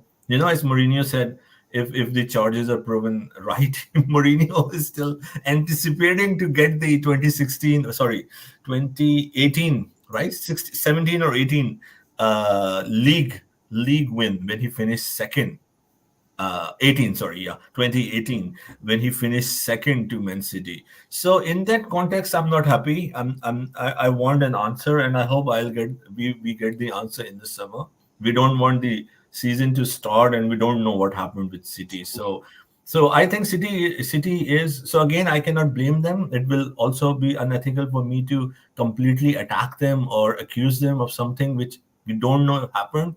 But common sense suggests that they have not abided by the FFP, and in that context, not only this year, but I think last 5-6 years, they have just, you can say, purchased the league. If the charges are proven, will eventually be found to be true or go against them. Yeah, Man City, those charges, they said you're innocent until you're proven guilty. Ty is back with us. I don't know if you overheard what we were talking about. The only thing I heard a while ago was Man City. Oh yeah, we were Well, I talking heard parts of the conversation before, because I heard when you were talking about Arsenal and how it's joyous with the whole Arsenal and everything, and I didn't hear he said, but it's crazy, man.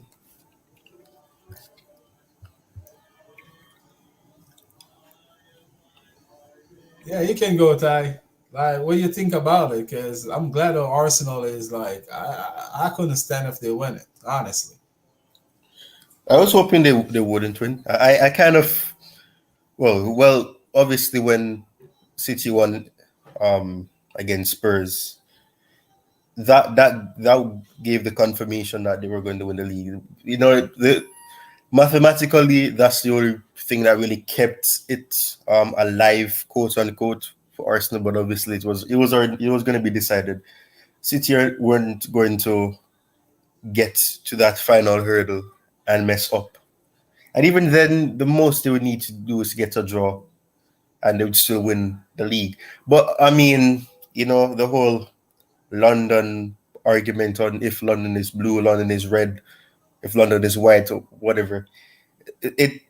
It's that argument has died down somewhat because Arsenal have nothing to show for their arguments. I mean, yeah, they've finished ahead of Chelsea for the past 2 seasons now, but I mean, it has to be across the border, and right now they have nothing to show for it. They have nothing to really give that argument of, oh, London is actually red, when in terms of achievements, fine, they've won more FA Cups, and perhaps they in terms of top flight success, they've done it before Chelsea. But when you look at if London is blue, London is red, whatever, you have to look at the fact of the achievements. You have to look at the fact that thanks to Chelsea, and perhaps there are some other clubs as well along those lines that have helped to give London that sort of recognition in terms of European competitions. That's also can't relate to that. So obviously that in itself kills that argument, because you have to have achieved and attained all the titles or the trophies that is necessary to give you that sort of recognition, or to let you be classified as a club that has done all that's necessary to be done, and they haven't done it. So I guess in a sense, I can't say I'm really happy. I'm glad that they didn't win the league because I could not. It's the match. The problem would have been if they won it. Because if they had won it, it wouldn't be anything. So the fans would let it get to their head, and they would say London is red. That I didn't mean to rhyme there, but the whole essence of it is that they did win the league. It's quite embarrassing, I have to say, for them because to have gotten further than they did last season and just to about missed out by 2 points. Unless they take it as a Liverpool sort of situation and look at it to say that okay, maybe next season is our season, and they'll be right to have that belief because I mean they endured longer, but they have to sign proper players as well. They've gotten other players that would have helped to ensure that they got further in terms of the title charge and everything, but they need to sign other players. I think they need to get some level of more experience in the attack. Yes, they have some young players who can score goals and do whatever, but you need somebody that can score you that odd goal. You need that experience forward that when nobody else can't do something, they have that expertise of making something out of nothing. The last time Chelsea had that type of player, it was Giroud, and I mean he wasn't the all-round striker, but he would get that if the ball lands on his head, it's going to go in because that was his expertise. So you need somebody like that, and I'm sure he was that type of player for them at Arsenal as well. So they need that. So the argument is it's died down now, but in terms of what they have done, you can't discredit it. They've actually progressed beautifully and positively, but it's still embarrassing to know that they had the opportunity, but the talent, the mentality wasn't there to get the job done. Man City, based on what they've done over the period that Pep has been there, that if they go on a streak, which they did, it's likely that they're going to end up winning the Premier League. And they didn't have that mentality. They won games that were important to ensure that they could keep that gap, but then they dropped points, and then the whole thing was relying on the teams that Man City would have to play to take points off them so that they could. And that's not something that you want to be hoping for, especially based on what Man City have done. Man City have started off slow. Most of the seasons that they've won back-to-back now, the whole essence is that they may start off slow because there was a point where they were fourth. They were behind Aston Villa, they were behind Liverpool and Arsenal. And, slowly but surely they came back up and they passed those clubs, and then eventually they won the title. So Arsenal definitely need to get some recruitments in. They need to get some personnel that can actually help them to go the full mile and not stop along the way or to falter along the way. So that is something that they need to do. But I mean, I'm happy they didn't win the league because I couldn't bear to see all fans going crazy and all of that. So for the sake of the whole London argument, that it's good that they didn't. But at the same time, I kind of hate that Man City are quote unquote dominating the league, even though they've digressed slightly over the years. It showed me that Manchester City can be caught, and to be honest, the reason why I'm glad and I celebrate when Arsenal lose today, that Kai Havertz celebration when they beat us. Yeah, that's one thing I love. He was crying. I saw that he was crying after the final whistle. I mean, I'm not a person that likes to see people in pain and all that, but that just for the sake of the banter, it was good to see because he the way he celebrated it was like I get it. Some fans didn't treat him good, and perhaps that was one of the reasons. But I'm sure it had nothing to do against the club itself because the club have done nothing but be positive towards him. But that was embarrassing to do because fine, the Arsenal battered Chelsea. He scored goals against them, fine, but that was somewhat disrespectful. But at the end of the day, he has all right to celebrate. But as you said, it's good because I was happy to see that that was one of the brightest moments because you're celebrating. It's not like beating us guarantee that you're going to win the trophy. and that's what they did. They celebrated as if they won the title that night, and they didn't. So I was happy in that aspect of it, but it just shows that, as you said, Man City can be caught, and over the years it has been proven. Liverpool proved this as well. The fact that they stopped it, and for even though it was for one season, or they challenged 2018-19, and then 2 seasons, well, it will be 3 seasons ago now. They did that as well. So they can. You can see that the level has dropped. It reminds me of what Emma Hayes said yesterday after the final match for the Chelsea women. The when you're winning titles constantly back to back, the pressure increases, and even though the players might be of high competency, and they may be competent and they have the quality, that does play in the mind a bit, because you know that the demand is going to be, and the expectation is going to be that, oh, we're going to dominate the league. That is why even recently, a lot of the other leagues, you're realizing that a lot of other teams are starting to win the trophy, because over time, when the complacency creeps in, expectancy that no matter what, you're going to win, that happens. Bundesliga, Bayer Leverkusen won it. And Bayern Munich were known for dominating that. So that happens. La Liga, well, Real Madrid, Barcelona, and other clubs. But for that one season, Atletico Madrid won it. So a lot. What has happened is that football has evolved. There's no complete dominance, and even if you do dominate on based on the success, you can be caught, and that is something that has been proven. Arsenal have proved it, so fair enough. It's congrats to them. They gave Man City a run for their money. They went until the final day, 2 points behind. That's impressive. They can be proud of that if they can't be proud of anything else. Liverpool proved it as well. Man United even proved it as well, because they had, in recent seasons, they also challenged them as well. So Man City have fallen off the wagon a bit, but fair enough. They won the league, and that's good. Anything you want to add to that, Jersey?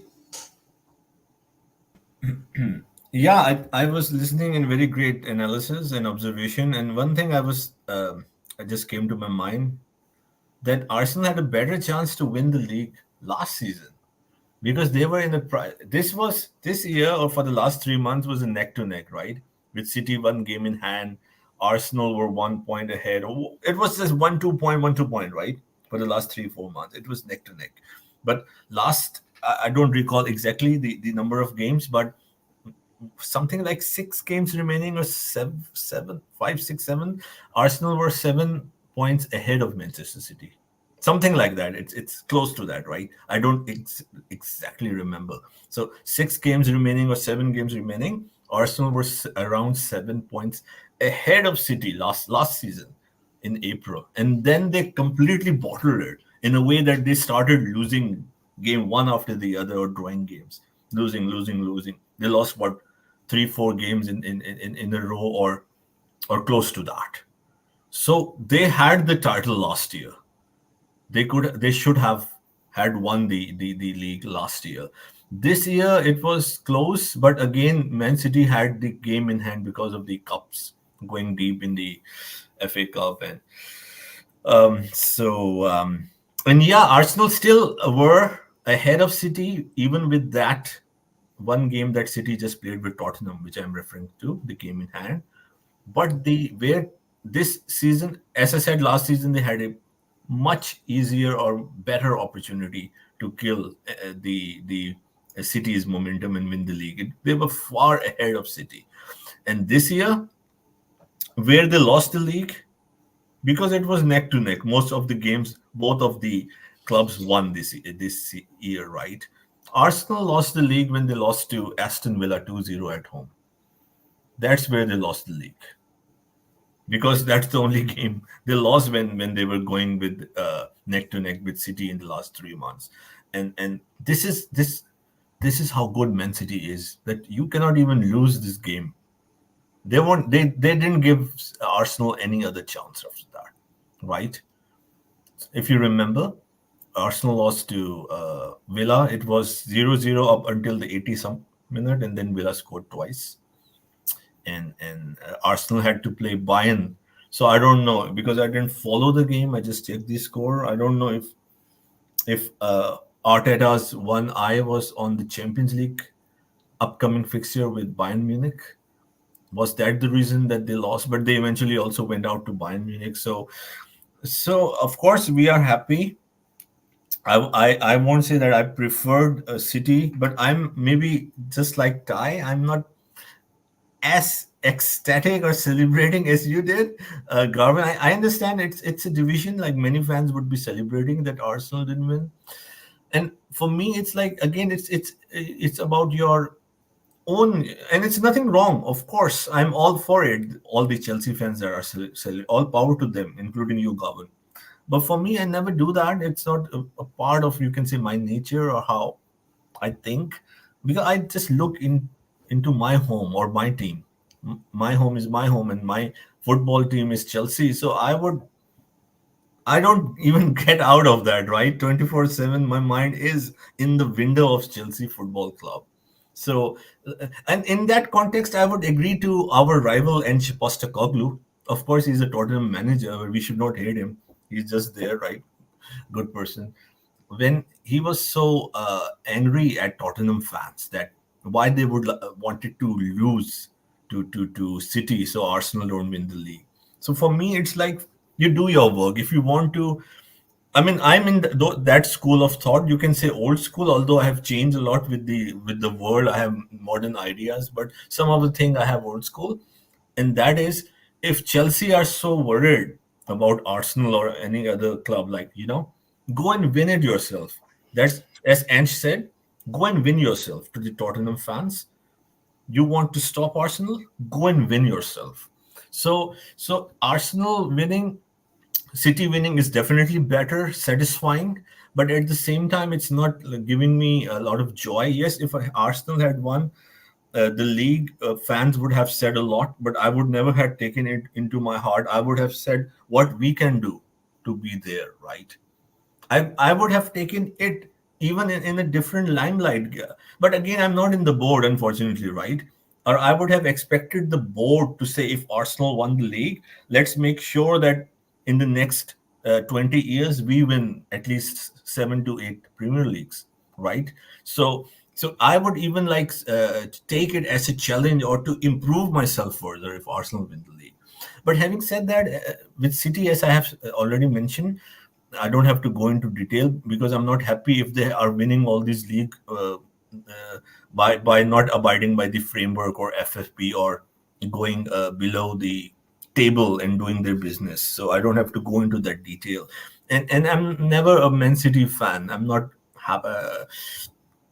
You can say without going into detail, I am not a Man City or PSG ownership fan, so I'm not really have any association with Man City. So that's why I'm not happy in that context as well. But it's better. It's much better than Arsenal winning the league for sure. All right, Ty. We're gonna switch a little bit about the players. Because even Raheem Sterling. Do you think that Raheem Sterling is gonna be here next season? Short answer, no, I don't think it will be, because we need, based on the signings that are reportedly, if the reports are to be believed, that we're supposedly looking to sign, you're going to need to sell some players, and especially with Sterling earning, I believe that the most, or being one of the one of the highest paid players, he'd be the easiest one to look towards selling. Is it feasible? Is it going to be profitable? I'm not sure about that, but most likely he'll be the option. Obviously, I know some people would want Mudryk to be gone, but Sterling, I don't really think Sterling has a lot of persons saying that he should stay. I think the club would also look to sell him based on the fact that his performances haven't really been what they signed him for, and why Tuchel really wanted him as well. So I guess in a sense he'd be the better option to look to offload. the question is if he would leave or if he would want to leave, and if the option that comes in, if he'd be willing to go there and if he'd want to go there. I think people are hoping that the Saudi league comes in, but even then, I'm not sure how feasible that is, based on the fact that one of the most prominent teams in that league, they have their target set in place. They have them in mind, and they're just looking to wait until the following summer if they can't get them in the current summer that's coming up. The current summer transfer window that will be coming up. So I'm not sure, but I don't think he's an option that the club would be willing to keep or to retain, especially with the players that we're looking to apparently sign. Anything you want to add to that, Jay Z? No, I completely agree with Ty, and that's the route that they want to take anyhow. It's not that I want Sterling to stay, but they really don't want any experience, and I have this reservation. For Sterling, it's great, but if they can sell again, if they find a buyer, if it's feasible, then of course I'm sure that they would go ahead with that. Of course, we should not forget his wages as well. They would like to take it from the books. But additionally, I would like to see what they'll do in this transfer market, because this can make or break, I would say. I think we have already seen that this squad is not distant miles away from achieving something, right? I think we can agree on that. Maybe a season or two and we are there, right? So if they would still go with all the under 21s in this world, I would disagree. I think it will take us 5-10 years to win the league then, and all the blame will be on the owners. Then why are you doing that when you have already signed 20 players, under 21, under 23s, 20 or whatever, 15, 20, 12, 17, whatever, I don't have the number, when you have bulk of signings already done in the last 2-3 windows, right? Okay, you can add 2-3 more if you really want that, if you think you should cover some of the areas. But why are you so rigid? Why are you have a model, you have a methodology, you have a framework, you have a certain criteria, a threshold of your salary cap or whatever, financial, how your financials would go on.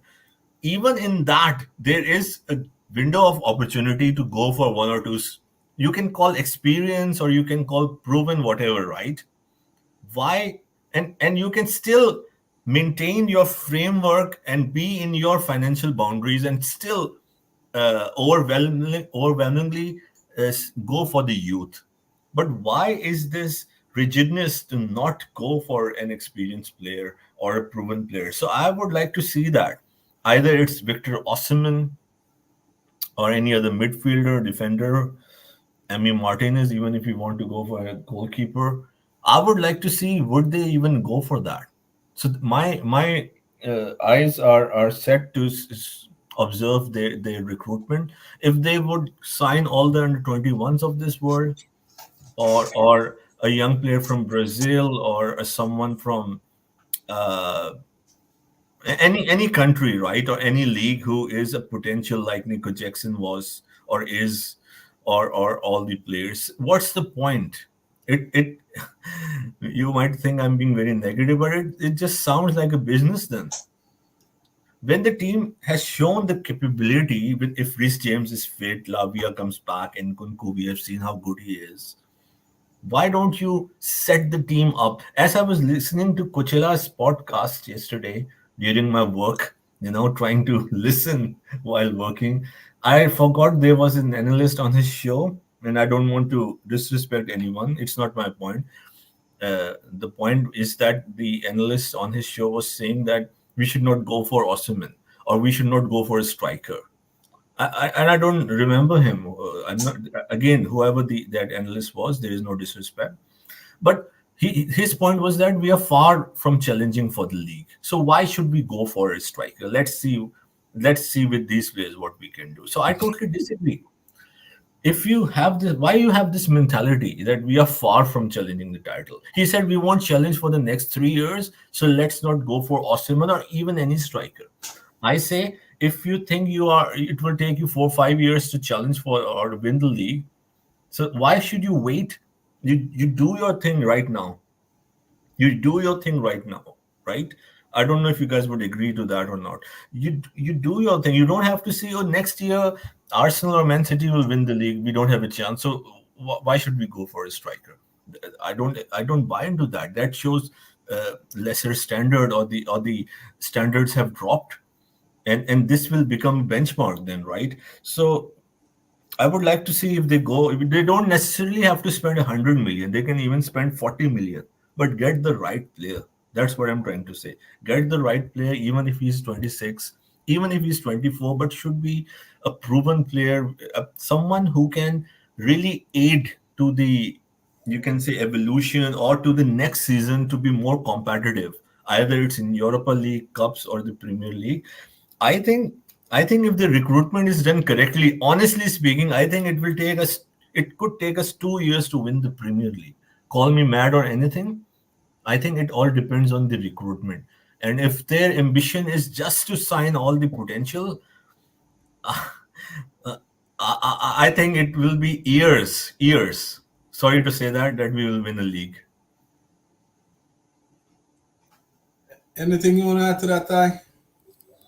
Yeah, I think I know. I think I know. I think I know who Jerry's talking about, but I'm not going to get into that. But yeah, because I was on the I was quote unquote on the panel, but I just couldn't talk. I don't know why. But yeah, I mean that I can understand why the belief would be that, but at the same time, that is one of the reasons why we won't be challenging, or even if it's not challenging for the title, that's one of the reasons why we didn't challenge per se for the top four, because we did not have a striker who would be able to instinctively finish the opportunities that Jackson had. Albeit Jackson is not a traditional striker, he's not a striker by trade. He was a winger. He was always a winger. He was forced to play as a striker because of the circumstances at Villarreal. There's a whole bunch of things that you can say about that. But that's one of the reasons why, because you need that traditional striker.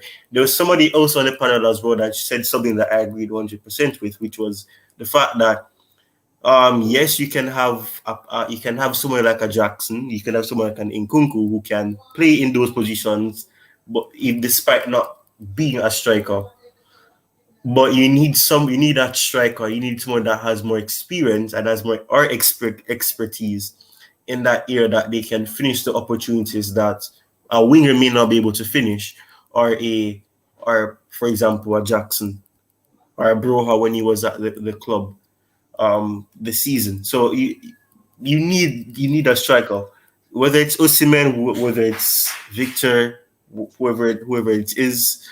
You do need that. So when I did say that, I was kind of surprised. But anyways, that I can't share that sentiment that we don't need a striker, because we do. We definitely need a striker. It's not the only position, because I do believe we need a goalkeeper. Petrovic is a good goalkeeper, but I still believe we need a goalkeeper. He could be our sort of Ortega, our own Man City Ortega, because he has the quality. He's a good shot stopper, but his distribution is shaky, and unfortunately, well, I can't say unfortunately, but football has evolved in that sense. You need to have a good ball playing goalkeeper. That sounds weird to say, but you need someone that can distribute the ball well. But that in itself is not as important. Ederson is not the greatest shot stopper. He's a good shot stopper, but he's not the greatest shot stopper. But because of what he can offer as it relates to distributing the ball, he is important for Man City. So that's another aspect of it as well. But I can't share the sentiment that we don't need a striker, because I think we do. I know people probably argue that Nkunku should be the one that we rely upon, because we never got to see him, and maybe hypothetically speaking, if he did not get those injuries, probably the season would have been different, and nobody knows that. And I don't want to say what could have been, because I mean I can't tell. There's no guarantee of what would have happened, so I can't say that.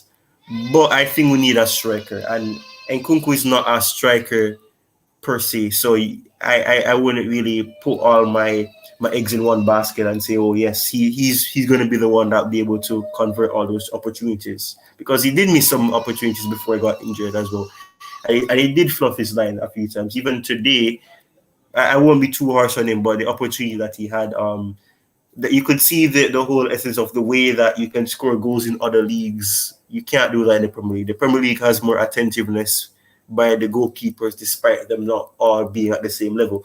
So the whole the essence of slightly tapping the ball and expecting to go in, that's not going to work all the time. So that's one thing as well. But I think we definitely need a striker.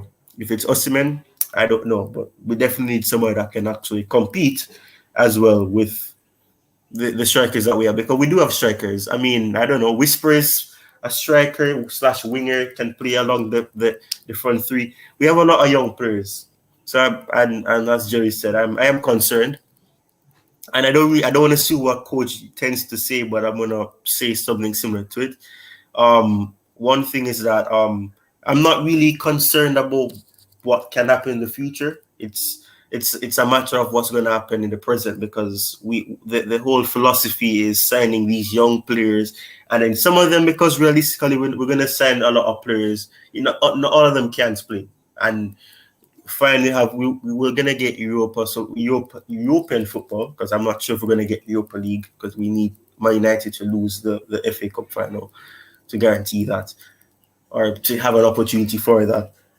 But you can't sign over 20 young players, exaggerating a bit, and all of them are not going to play, because there's only so much matches and all that. So some of them will obviously be signed for a small fee, and then perhaps in the future, if they improve, they go to the other multi clubs that are planning to be added to Strasbourg and other things. You sell them.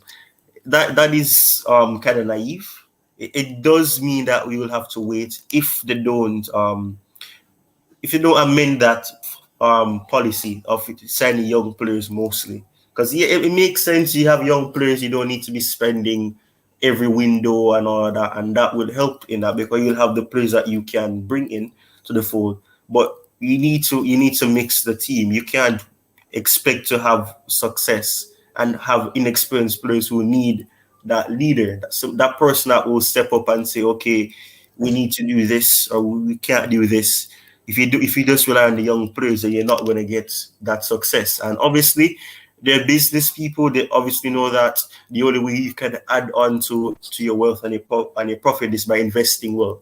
And if you don't invest in good stocks, then you're not going to be able to reap the reward. So in a sense, you're going to have to sign some experienced players. And as I don't want to keep mentioning coach, but as he would also say, you can't mix age and say age determines experience, because that's not always the case. A player can be 30 years old, but they don't have the experience of winning, or knowing having that mentality of winning, or knowing what it is to win things. A lot of players are young and they have the experience of the mentality that's necessary. A lot of them they get introduced at a young age, and by the age of 24 or 23, you think that they're older because of how long they've been playing.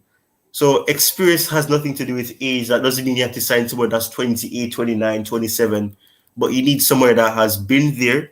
They have gotten a understanding of what needs to be done in order for you to have consistent success. And if we don't sign those players, we're going to have to wait a while. So I can agree with what Jerry's saying. I'm hoping it won't be 10 years or whatever, because that'd be embarrassing. I don't want it to get to the point of an Arsenal, Man United. It's been a while. It's been about 7 years now since, I think around 7 years now since we've won the Premier League the last time. So that it's getting to a decade. So it's already not looking bright. But I think we could win the league in 2 seasons. If it are challenged for it, if we invest properly. So it's not impossible. We did come close, but December came along, and due to the fact that we didn't have much experience, we slipped, and that tends to happen a lot. That's what's happened since we last won it. December and all of that, we start to to slack off, we falter, and then that's when things go south. So, I mean, it's not impossible. We can challenge for it if we invest properly. There is quality in the squad. A good manager. If Pochettino will not remain at the club, that is something that it's somewhat uncertain. Some people believe he will. Some people believe he won't.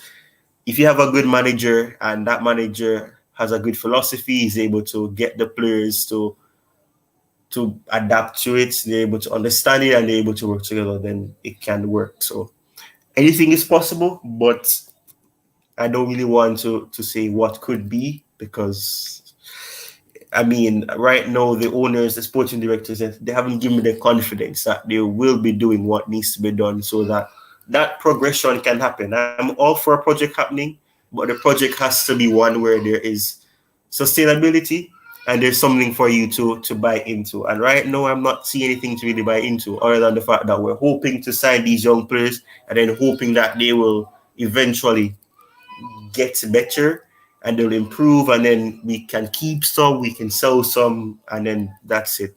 But I'm not really confident at this moment in time. Seeing is believing, I guess.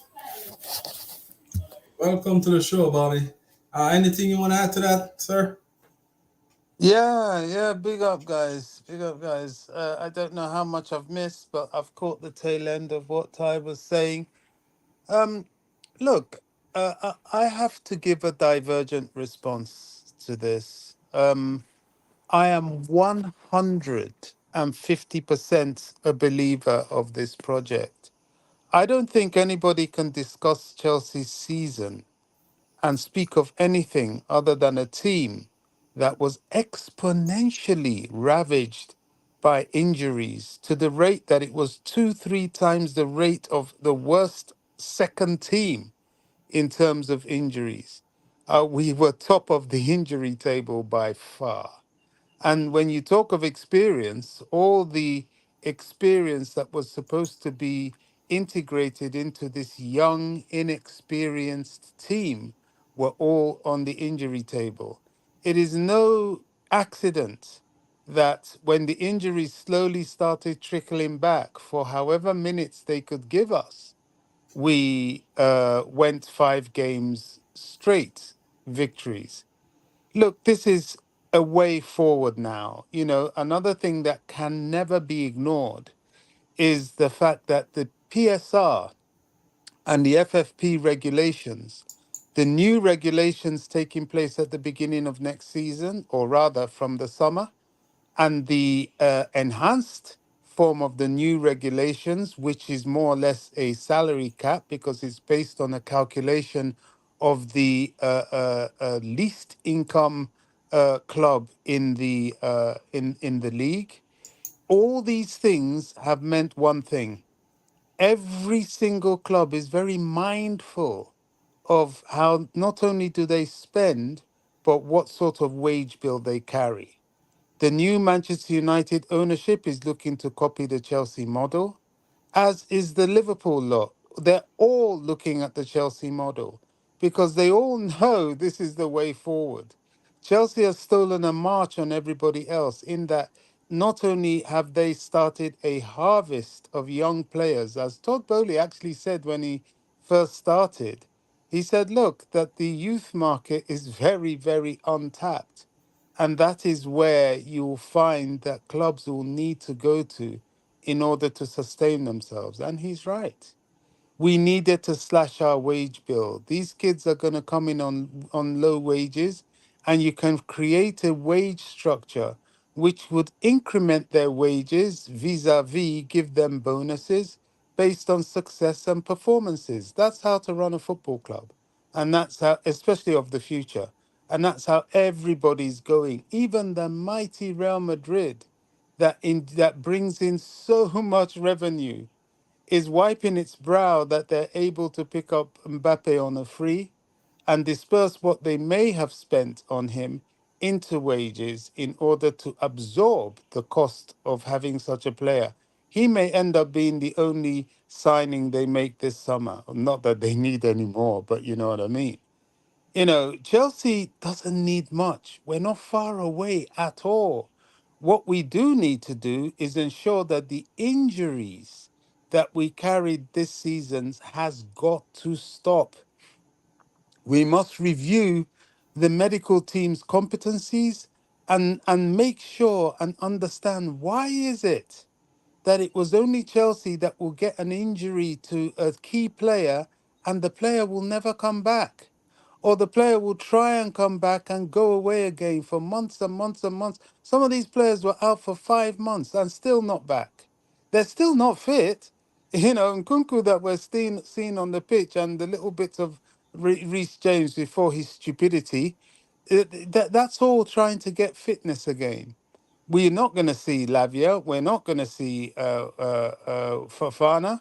All these were the players that we were to rely on this project. Well, we need to also be a little bit more mindful as to where we place experience now, because yes, I agree we may need one or two additions. It's quite obvious, especially in the striker role. But look, we have the blueprints of a tremendous side, not only for the present, but for the midterm and for the future. We're bringing in some talent that we get too impatient.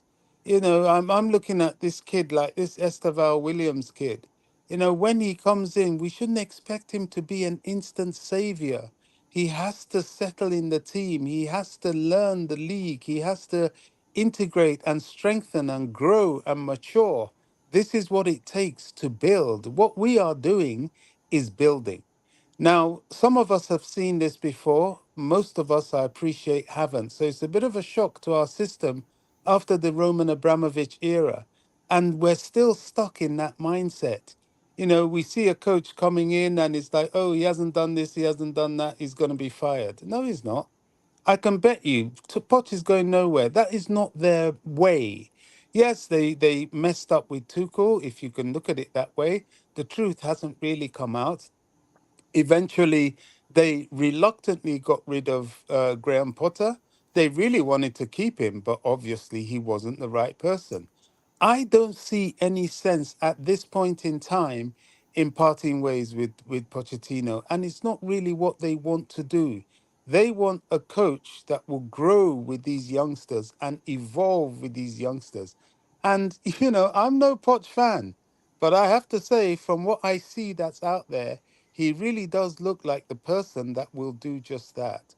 I think as a fan base, we need to chill, sit back, watch the evolution. It's not going to be, it's never easy, it's never comfortable, it's often inconsistent, and it's riddled at times with frustration. But when you have a plethora of injuries throughout the season, a minimum of 8, sometimes as much as 17 of your players. We were playing certain youngsters over and over and over again, vis-a-vis Gallagher and Caicedo and Jackson. No break. Even Desassi, before he had an injury, he was playing back to back to back to back because there was nobody else. Now, there was no room to rotate, neither was there any room for these youngsters to really breathe and settle and learn. So they had to learn hard and fast on the job. And they're going to be better for it because next season we have them a year in, a year on in the Premier League. We've got Jackson already remarkably improved, scoring as many goals, I think even far more than the great Didier Drogba in his first season. Of course, there's Cole Palmer. Enzo's off injured, but the development of Gallagher. This is a team in the making, and what we must understand is because of the new regulations, this has to be the way to go. Gone are the days where we look for some la-di-da, big named, a seasoned pro who's going to come in and slap a wage bill on us of 350,000 a week, like Raheem Sterling. That ain't happening, and that shouldn't happen because that will put us in problems. So we need to watch the project. We need to encourage the project. We are, if not, if we are going to be, if not already, yet again the envy of world football. People are looking, it's only Chelsea fans that are complaining. People are looking at this, especially owners of other clubs, and they're thinking, wow, these guys have it right. You know, the only people that may not be thinking that yet is Man City, because at the moment they're winning, and at the moment they're doing their thing and hoodwinking everybody and preventing the authorities from coming down hard on them with their 115 financial charges. The only people I can think of that can be going and even doing business in the transfer market without any suspension, nothing, just being left to walk free for 2 years with this level of charges. Had that been Chelsea, we would have been locked up as a club somewhere. But you know what? We are who we are. It is what it is, but we always rise to the top, and that's what we're going to do now. Yeah, well said, Bobby. Anything you want to add to that, Jersey? Big up, Bobby. So nice to have you on the panel. Hope you are doing well. Hope your health is better. Big up, guys. I'm getting there. I'm getting there. I'm good. I'm good. No, It's Bobby, always a pleasure. Thanks for having me. you're welcome, sir. As always, Bobby is spot on, very articulate, and understand proper Chelsea. Have covered Chelsea for decades, and always is pleasure to already have him on my show twice. So I generally, of course, I agree with him. We are on the same page in as far as the broader perspective or the bigger picture is concerned. But as I was saying, that this model is fine, but as long you can cover all the base the roots, all the variables, right? But you can still, if it's required, as I said, you can go for one or two.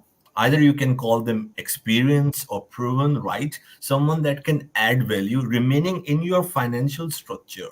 If you're So that's what I want to observe in this transfer market, because as Bobby said, and as I and Ty and we were speaking, that yes, there is a progress. Yes, we can see the potential, but the owners or the board don't really have to make it unnecessarily, you can say, a barrier or hindrance for our growth just to go for under 21s or 19s. Yes, primarily that is fine. That is the idea. That is the philosophy. But you can always go for one or two players who might cost a little more, who might not be the correct profile according to the methodology. But if overall the structure won't be affected, then also to exponentially improve, if a signing can do that, right, or any signing can fill in the void that can really enhance our coming season, then I think the owners and the board should also look towards that. That is my only concern, and that's what I want to observe in this transfer market. Will they address key areas as well, or they or is the framework, you can say, mathematically defined that they cannot even move the cursor on the left or the right? So that's where I stand. Anything you want to add to that, Ty? Yeah, as as Jerry said, yeah, it's always a pleasure to share any panel with Bobby. And it was what he said was actually very true. You have, but when you dissect the whole season in full, I know a lot of people say that's an excuse and everything, and yeah, I mean, yeah, we've had injuries, and but at the same time, it's up to the manager to adjust. But and as he said, we I'm trying to remember exactly what he said. We were on the, well, I'm not gonna embarrass myself, but essentially, yeah, we've had, if you look at the statistics, we've had the most injuries within the season. I think at one point it was around 66 or probably more. Can't recall, but we've had a lot of injuries, a lot of players coming back. And then obviously we know the situation with Nkunku. He got that injury before the season started. He came back around, I think it was January or February, or somewhere along those lines, and then he got injured again. And Cole Palmer, as he said, when he became a one-man team, so because Palmer proved himself to be a clinical player, being creative and having that level of impact. It became a case where it was reliant on him. You know, a lot of games Cole Palmer became that player that would receive the ball and he would try to score from distance. Sometimes it works, sometimes it goes wide. The goalkeeper saves it, whatever the case may be. So yeah, you know, I really don't want to say the hypothetical aspect of it, but you know, a lot of things could have been different if we hadn't had the injuries that we did, you know. But it is what it is. But it makes it a better narrative at the end of the season, because despite all odds, a lot of persons would have written us off saying that we're not going to finish in the top half, and that's what we did, you know, winning games back to back. And you know, I heard a commentator say while I was watching the match that, you know, since we lost to Wolves, we didn't lose a match at home. So that in itself it shows that there was some progression, and you know, getting back the players, getting back the depth. We had Chalobah, who was able to add to the depth. We had Badeshile, who eventually came back. So you know, a lot of things could have been different. And you know, it's and you know, as Jerry would have said as well, the problem isn't that we're signing players. It's a matter of, you know, there has to be a certain limit. And at this point, yes, I understand you build for the future. And as I don't remember who said it in the chat, but I glanced and I saw that eventually when you sign these players, you know, the hope is that it will be consistent. It will be over a long period, but you can't realistically sign over almost 30 young players. All of them are not going to play. So you're going to obviously have the mindset that, okay, some of these players, if they break through the team, then they break through, and then some will sell for profit, and that's happened at Chelsea. Obviously, you know, the whole transfer ban situation. We all know what happened there.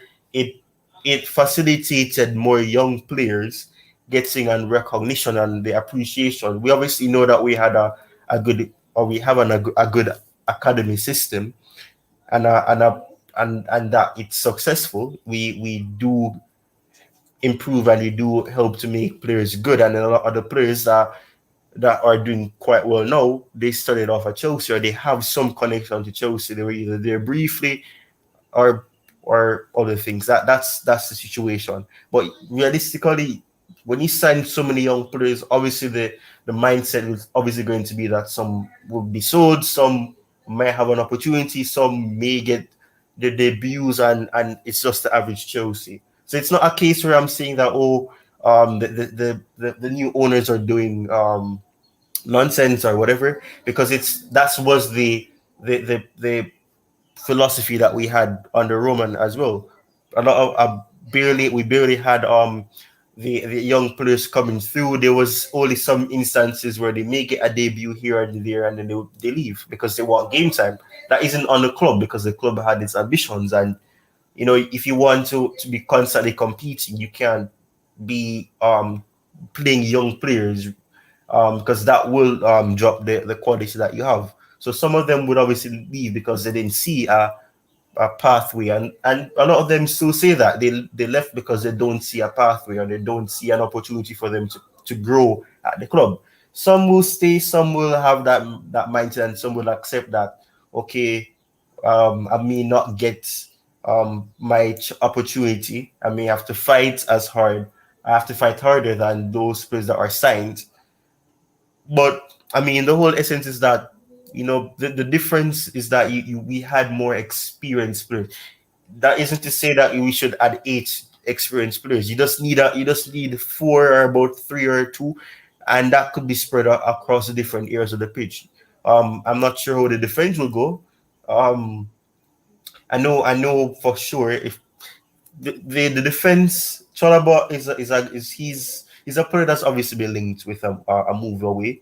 Is an option that has been said maybe sold for pure profit, because we didn't spend any funds. He's from the academy, and any funds that we'd get from selling him will be pure profit.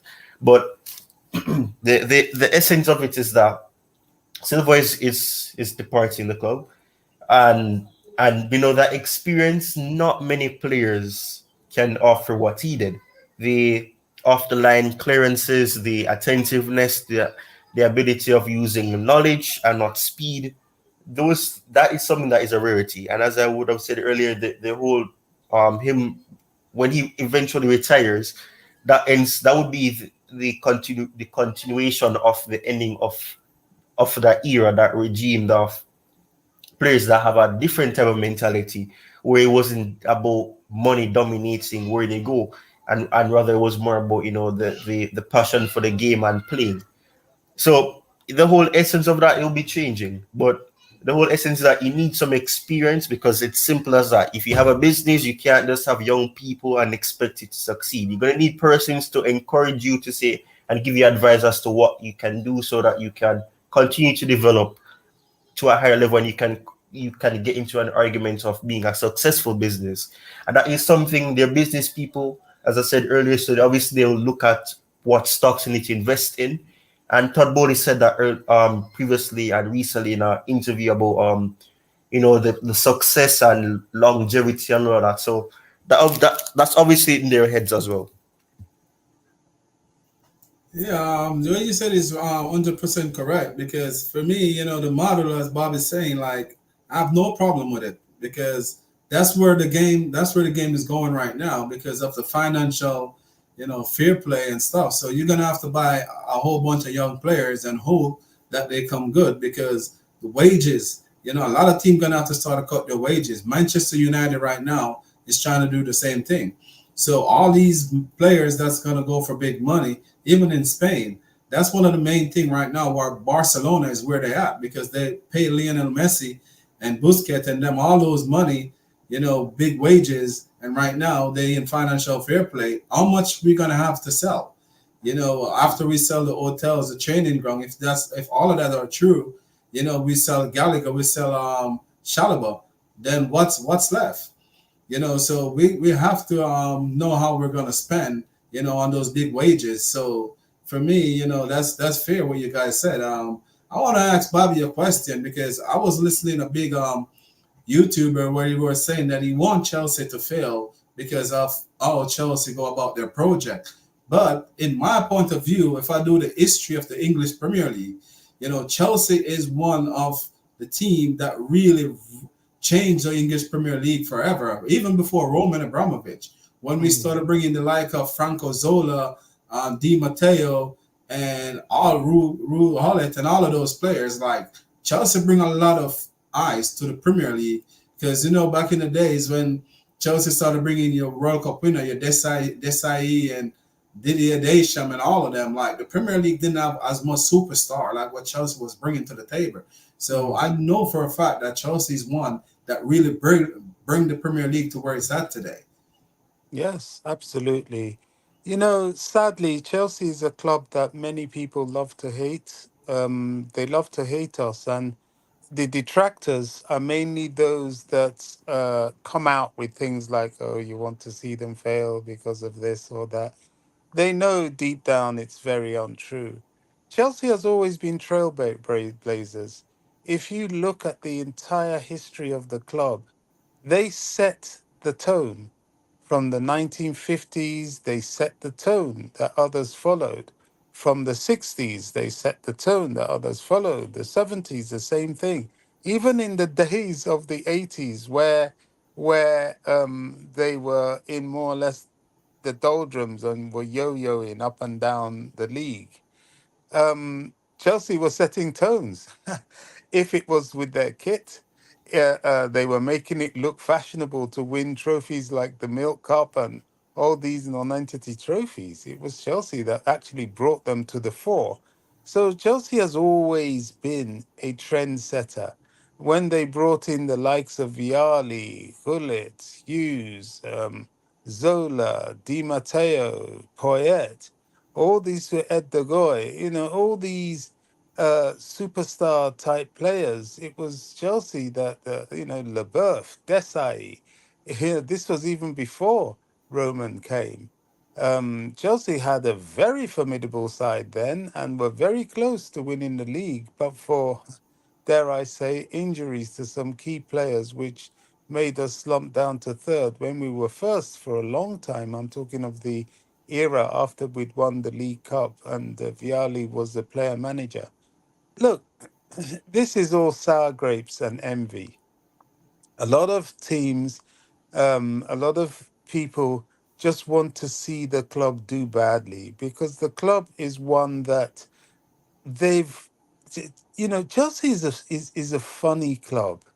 Even when back in the day we had our struggles due to certain financial things, everybody looked at this club and they knew this is a club that's destined for greatness.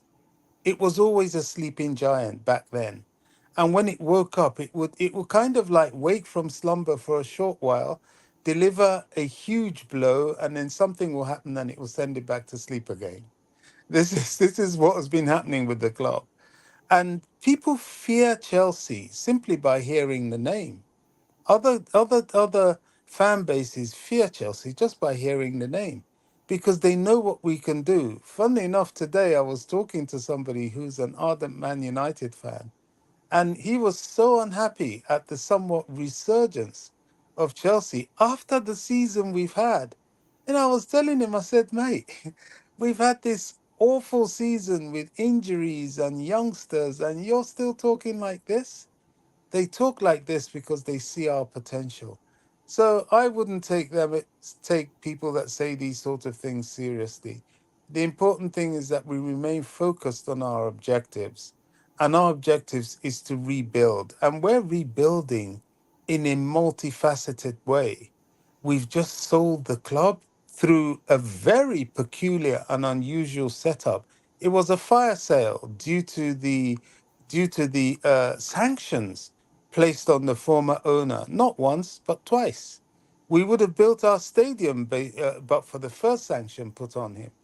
And now we're revisiting that situation. So, another thing very much in the sights of the ownership is the rebuild of the new stadium and of course the arresting of the wage bill. While we do that, because gate takings will be altered depending on whether we move to another location to continue playing. We must move to a location big enough for the gate takings to service the lease for where we will be and to be of some sort of profitable revenue to the club. So we must bring the wages down. I think we will. I think the priority for the club now is to return to success because that's a money spinner.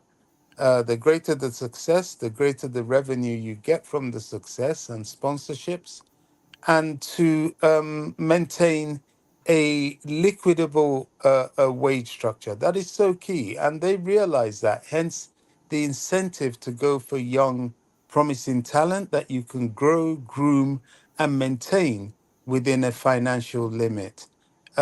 I don't see any experience as such of the old order out there that is worth getting. And in fact, I would even go as far as to say that the likes of Man United, even Arsenal, are all going to be in a bit of a struggle to offload these high earners that they have.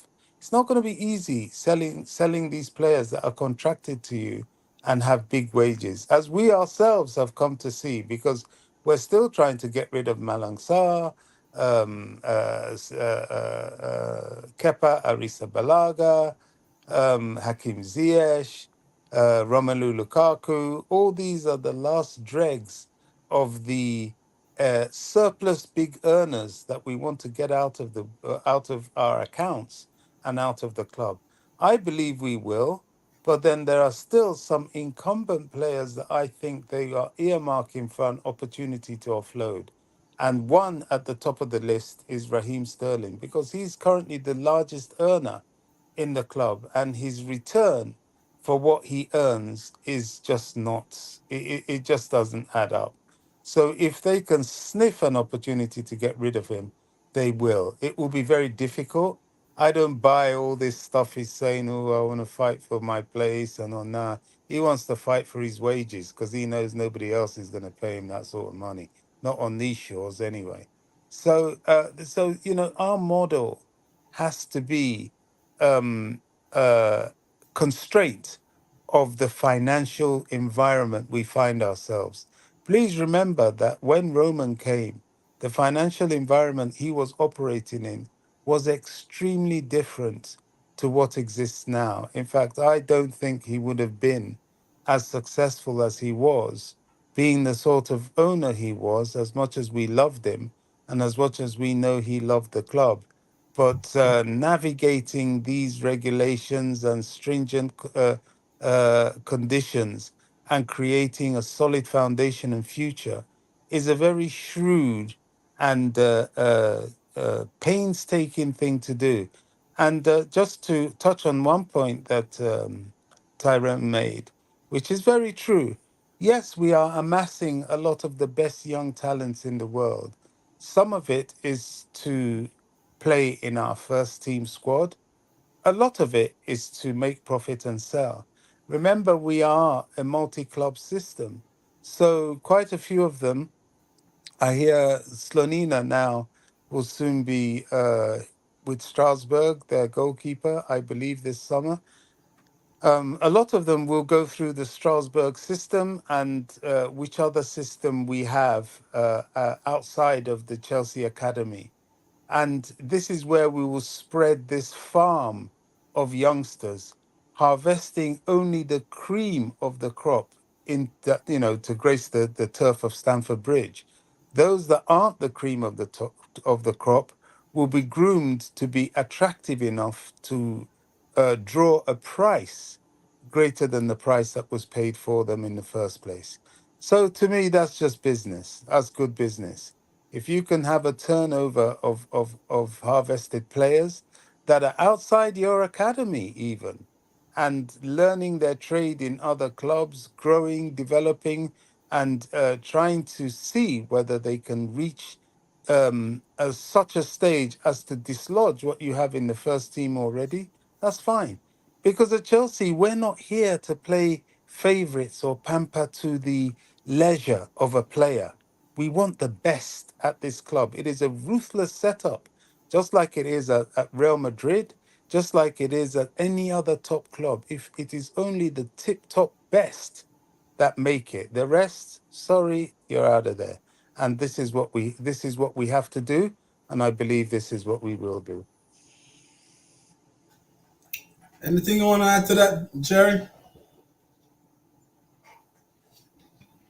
No, I think we have comprehensively covered this topic. So yeah, Okay. I'm all.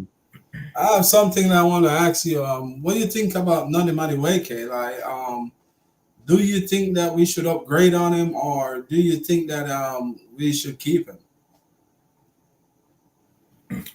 I think we should keep him because he has significantly improved, according to my observation and analysis, especially off the ball and tracking back, which is very important in the modern game. So, in the last 2 months, especially 6 weeks, he has significantly improved and showed different aspects and showed a lot of versatility in his game. So I think because he's so young, this is his first season, and he just got the opportunity in the last 2 3 months to be regular, and seeing him improve game by game. Of course, in the middle he had some games that were not up to the mark. So uh, again, if you ask me if we should upgrade on him or not, then we have to see in a holistic framework, right? What is the plan? What we are looking for? Which players we are selling?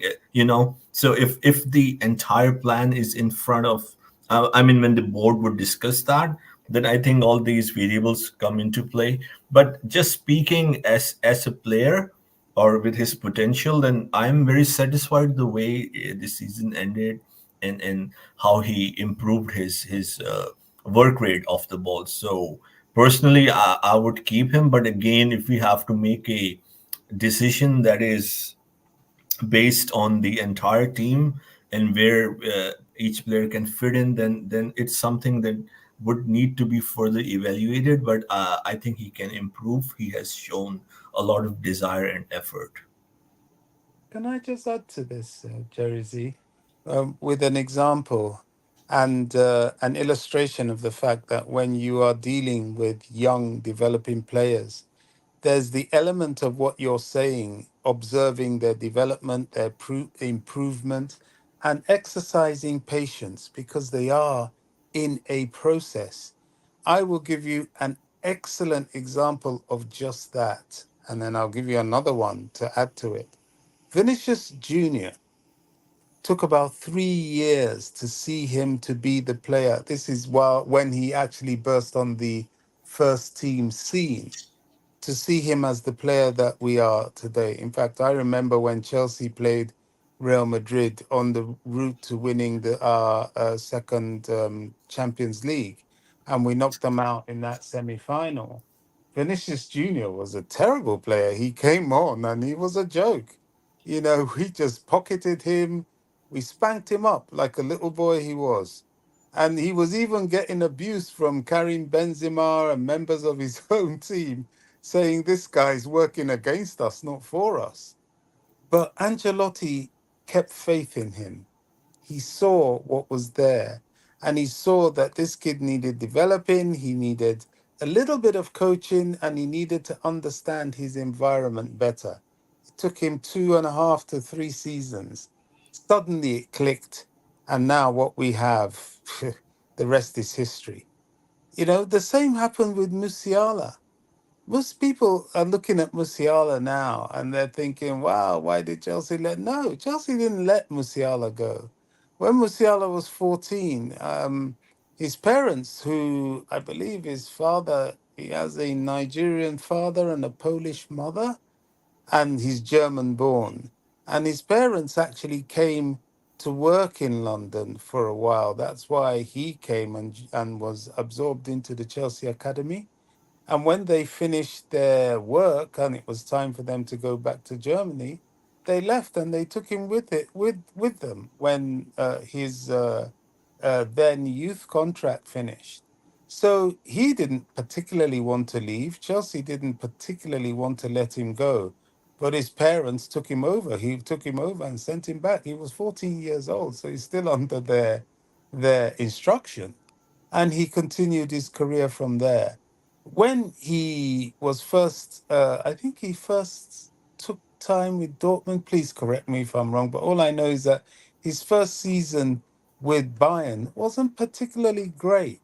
He needed time. He needed time to adjust to the players all around him, to the team he was in, and indeed to the league he was in. Then, after that, when he did develop a bit better and was ready, it was not until the following season and a half that we started to see the best of Musiala that we're enjoying today and got called up to the German national team. So these youngsters will take time. They will have, moments where they will dip. It's like, so I was talking on another platform. I said, look, I have every faith in Petrovic, the goalkeeper. I know he had a slight dip in form, which is expected. But one thing is that when you're a goalkeeper, because you're the last man, it's very pronounced. But my goodness me, which goalkeeper doesn't make mistakes? Even the best in the world, like Neuer, you saw the mistake he made for Bayern against Real Madrid. This is perhaps the most experienced goalkeeper in current times. So it's going to happen. And I do accept and I do support that Noni be given some time. He's been improving, and this is all in one season. We have to be patient. It's like these people saying, "Oh, bring back Sanchez." Yeah, no, sorry.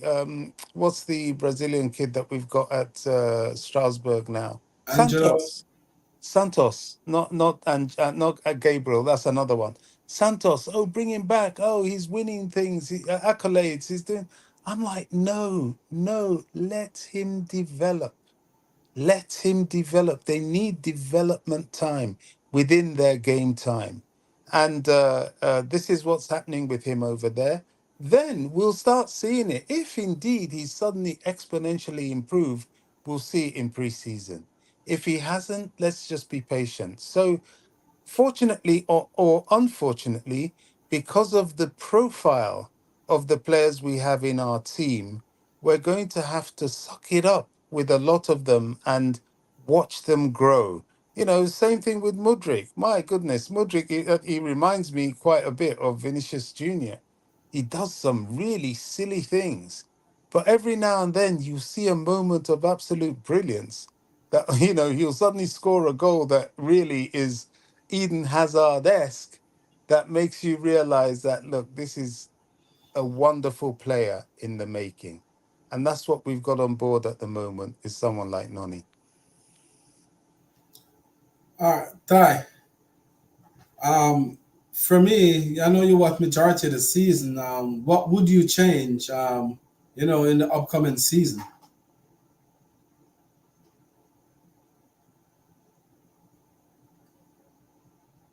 If Ty's not near Jay Z, you can take this question. As far as you mean the recruitment is concerned. Like overall, like recruitment and also for what you witnessed this season, what would you change or what would you add to it? Overall for the upcoming season. uh, I think we need to cover two areas. We don't really require to add a lot of players, in my opinion. More so, it's important to look after the players who were not here for the vast majority, like Reece James and Kunku Lavia, and recently like Coville and other Chilwells, to ensure that the players that we have are still, I think, good enough if we have a healthy squad. So the two positions that I am looking to fill is, of course, striker, which should be a no-brainer, right? And if Pochettino stays, then a physical midfielder. Even if he doesn't stay, I think we need a physical midfielder. We are lacking that, right? To give us the all-round, uh, you can say, play or the physicality in the midfield. So these are the two areas I'm looking at. If Chilwell and Kukurea staying both of them, then I think that we don't really require to go for a left back. Same in Gusto Reece James, that position is covered. And even if Thiago Silva is leaving, then again, uh, like let's say if I'm in the board, I would have to see, am I selling Chalaba or Barishile Disasi, because we already have Coville, right? Fofana. So if I'm selling one or two, then of course we need a central defender. So again, like we have to examine, but we still have, as I explained, a lot of players in the defense. If they are healthy, it is largely covered. So a physical midfielder to give us the all-round game, and the lack of physicality in the midfield, and the striker. These two should be the objective, or we should go for that as the priority. So yeah, these two positions. So I would like to know if Bobby would agree on my take.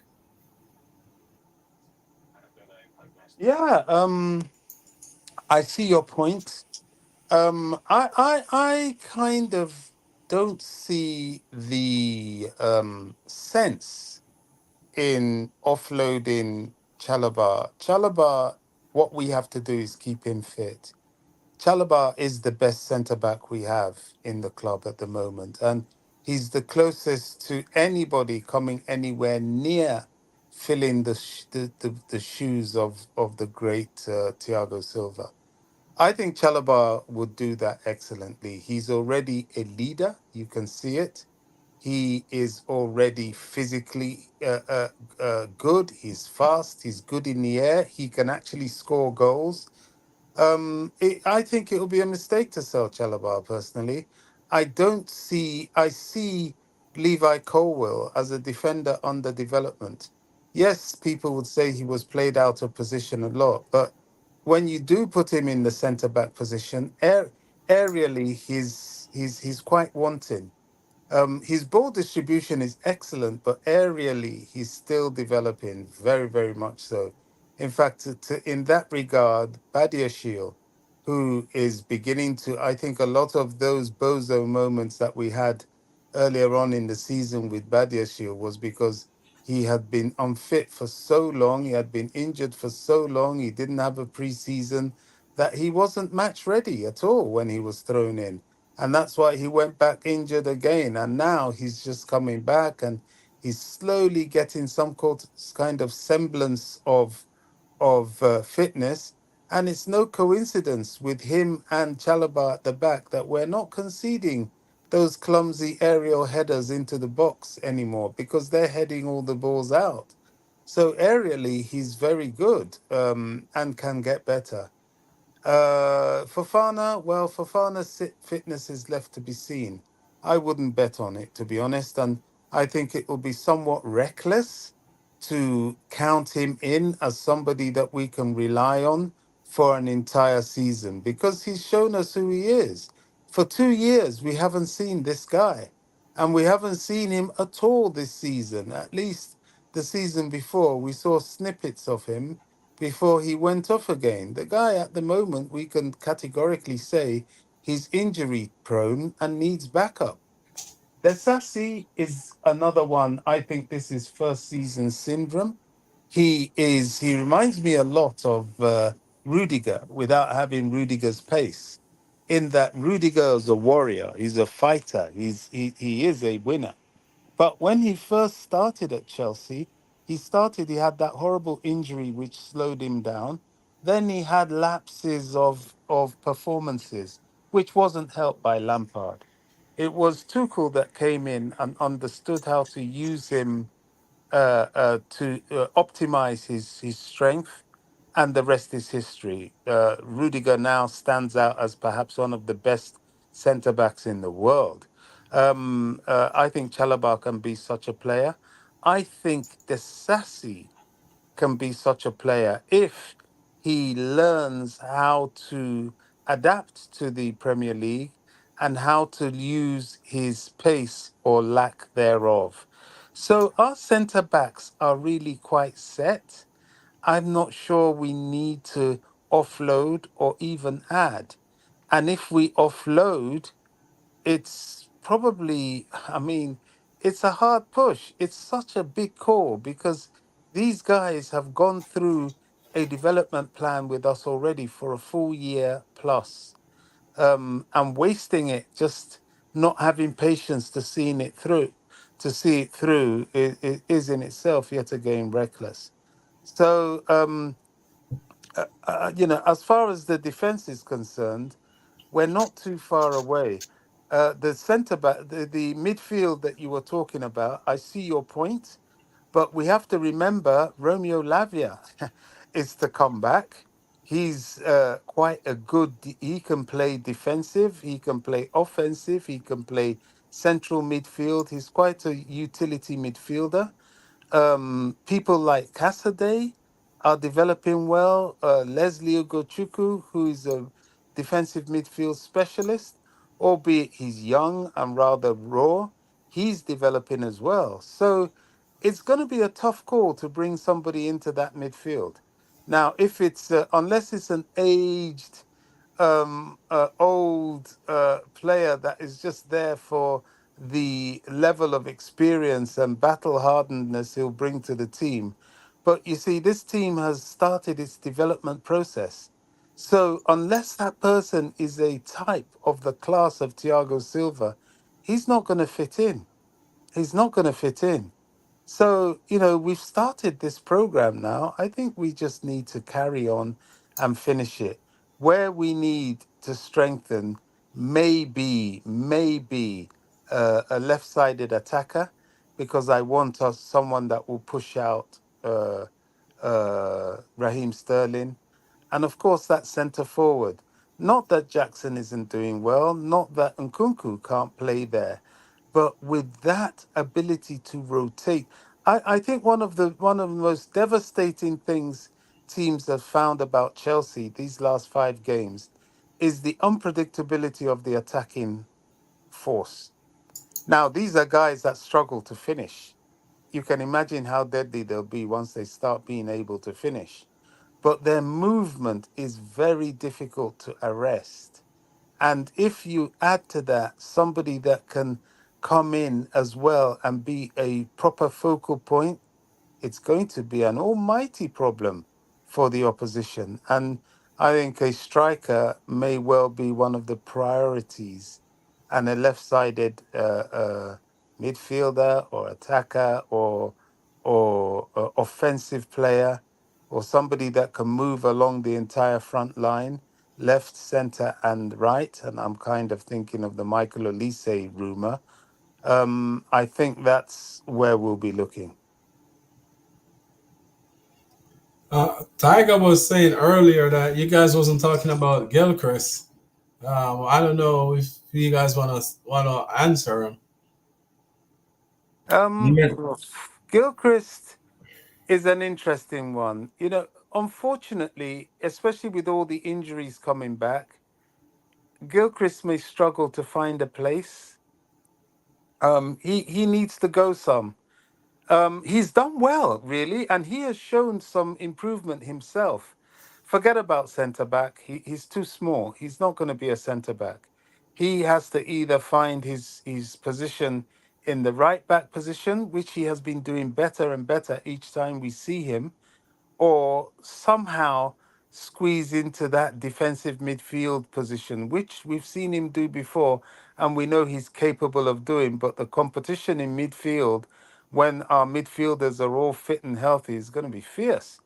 Even Ugochukwu and Kasade being there is quite a mountain for him to climb. So I'm not sure about him. I'm not sure where the future is for him, to be honest. And I envisage a possible loan, or they might even sell him. I mean, he's somebody that's not yet safe. It's difficult because he loves the club so much, and we need people that are ready to fight for the badge. Because one thing about the Premier League that these youngsters have learnt is that you have to fight for the right to play.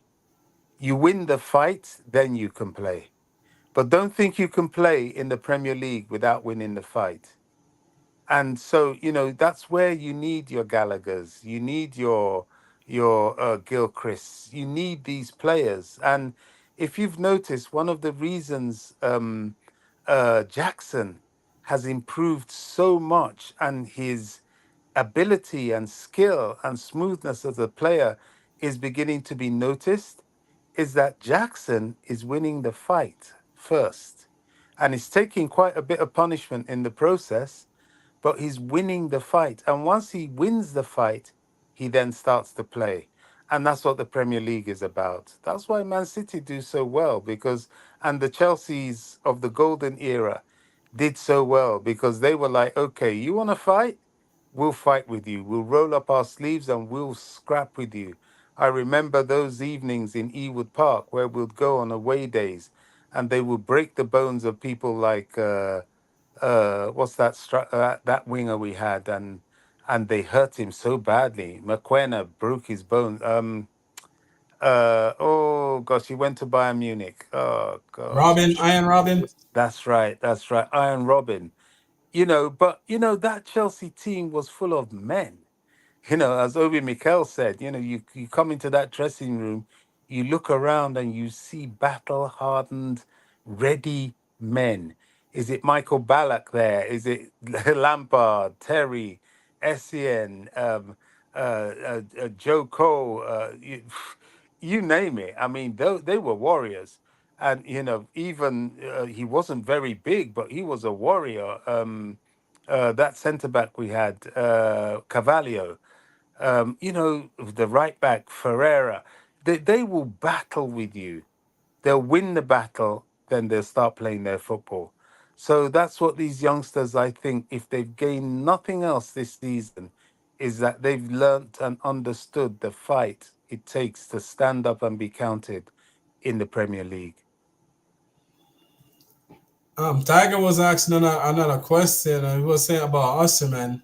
I don't know what you guys think about Victor Osimhen. For me, I think it would be too expensive because if we're running from the model where you're trying to cut the wages, Osimhen ain't gonna come cheap. That's just my take on it. I think you're right. I think we shouldn't be surprised if we end up with Gyökeres or even more so with Sesko because of affordability. Although Leipzig is trying to tempt Sesko with another contract so they can up his price.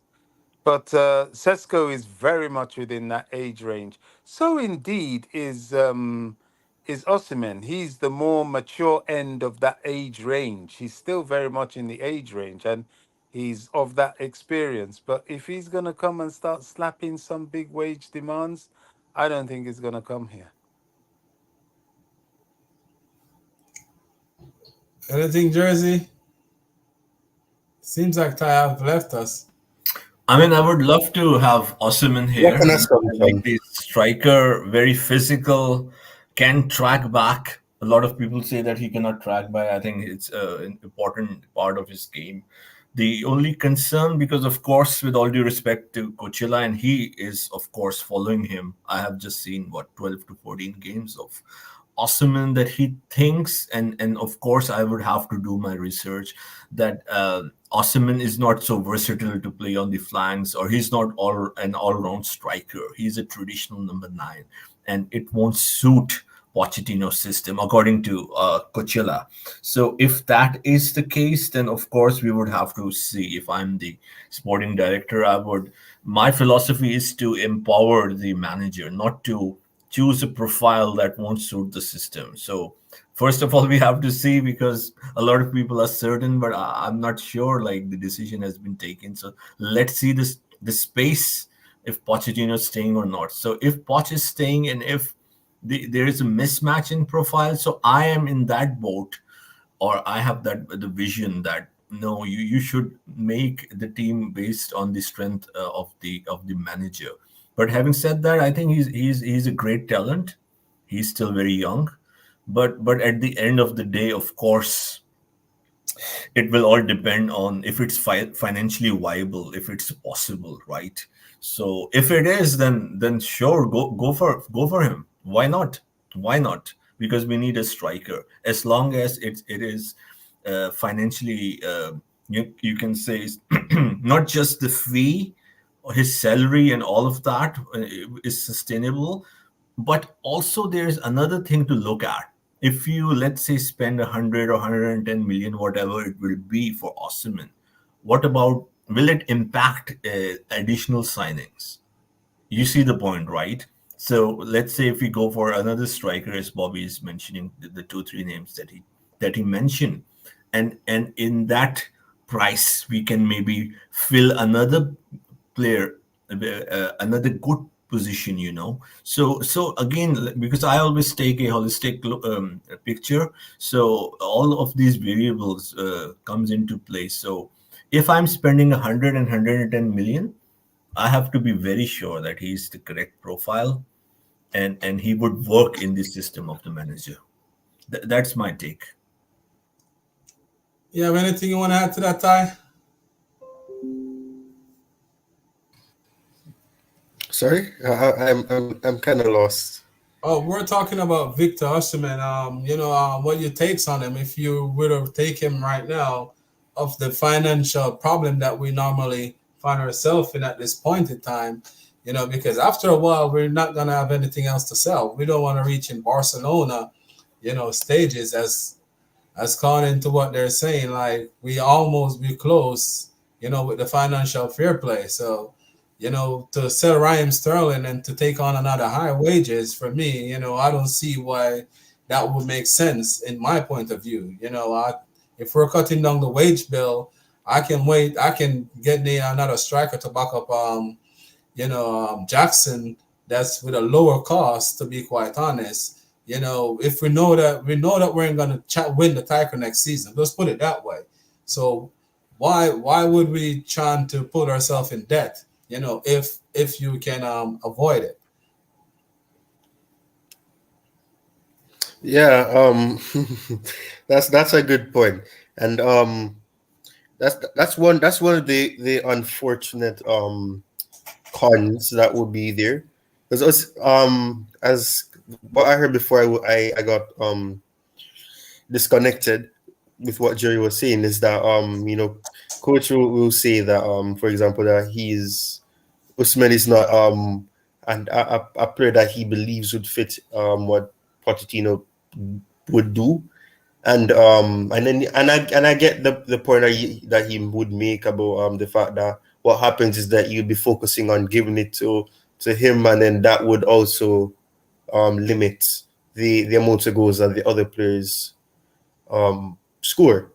So yeah, that's one of the cons. He's a good striker. He's young, as Jerry was saying, and he he's one of those strikers who's an all-round player. He can create. He has a bit of flair in him as well. He's technical, so there are positives, and there would be reasons to be interested in him. But as you're saying, the whole issue, you don't want it to become a case where you're signing a player. You're gonna be, for example, if you offload Sterling, as you said, you reduce the wage bill and then you increase it again, because Usman is not gonna come to the club, and at least I don't think he will, and accept wages perhaps less than what he was getting at Napoli, or especially with other clubs potentially being interested in him. Mbappe leaving PSG means that PSG could come in for him as well, and they're a club that are able to um, offer him good wages, and especially with, because I remember seeing something about Mbappe leaving would free up some level of funds as well, and the wages, so they would definitely be able to do that. So that in itself, it would be counterproductive, because, and as you said, you don't want it to become a case where you're going to be signing a player, and then you have an issue with the financial fair play, and then it becomes a case where you get into debt, and that's something that we end up in. And if it wasn't for the old regime, we would still have that debt. So it's always something that you have to appreciate. But and that's one of the things that goes back to the argument that I was raising about the fact of you're signing these players, and even the whole essence of Estavio. You have him, and you're gonna be spending heavily on him, and that's just for the hope of potential. Then you have other players that we would have signed as well, that would have accumulated up to the 1 billion that rival fans, neutral fans will say that Chelsea end up spending. It all comes down to hoping and that you'll be reaping the rewards of your investment.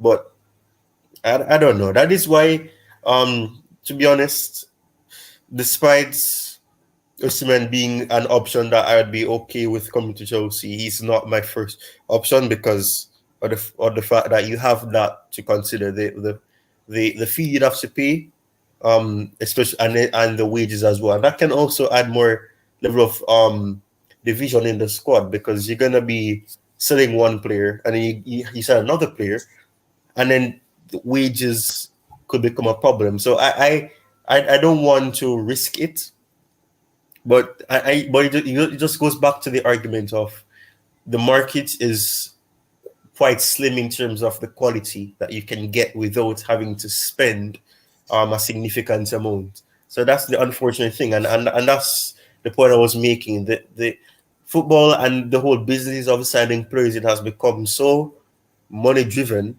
that finance has to be taken into consideration if you want the quote unquote best of the best, and that's unfortunate. But it just shows that football is slowly and even more than ever is being overtaken by money, and the benefits of getting certain amounts so that you can continue to build. So the issues are there, and it is concerning. I'm just hoping that the whole ideology that I'm seeing about fact that we don't need to really give an account for what we spent, but we'll have to later down after this the window that will be starting soon. So in a sense, I'm hoping that there'll be a solution, but it does mean that we may have to also sell some players who perhaps were underwhelming.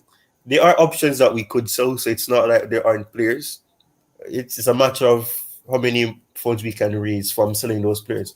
Chalobah is obviously going to be an option that's going to be considered. Gallagher, some people might not want to hear it, but if push comes to shove, you may see players like Fofana be considered to leave, and then you try to be there, because Fofana hasn't really added much to the club, and that's understandable. He's been injured, but that's one thing. You invested heavily on a player. He had injury issues before that was ignored to some extent, and you're not benefiting from him being a player, and that's another wage that you have to pay. So, in a sense, we do have options that we could sell, and as Bobby would have mentioned earlier, we do have some players that haven't played a full match that we signed. So that in itself is something to consider. So we do have options. It's a matter of what we decide to do so that we can level out the books. But it'll be unfortunate if we can sign a quality striker due to the fact of wages, but that's just reality. Okay. Well, yeah, that's right.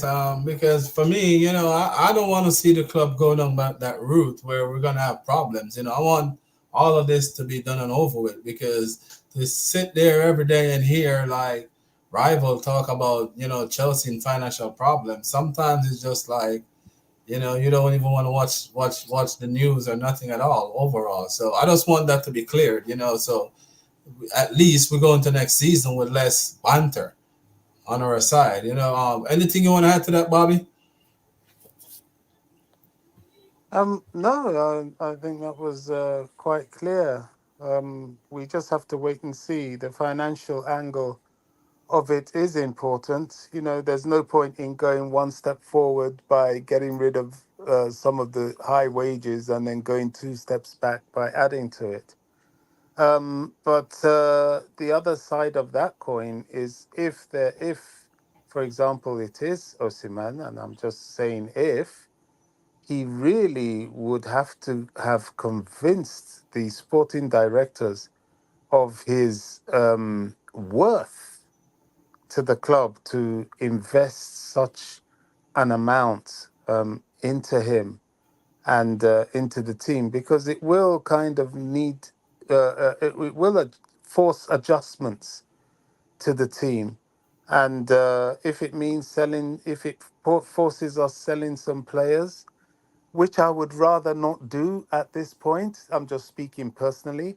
I think a lot of our players, even the injured ones, we need to get them back, and we need to, for once, start to grow this team with their manager for the first time in the Premier League.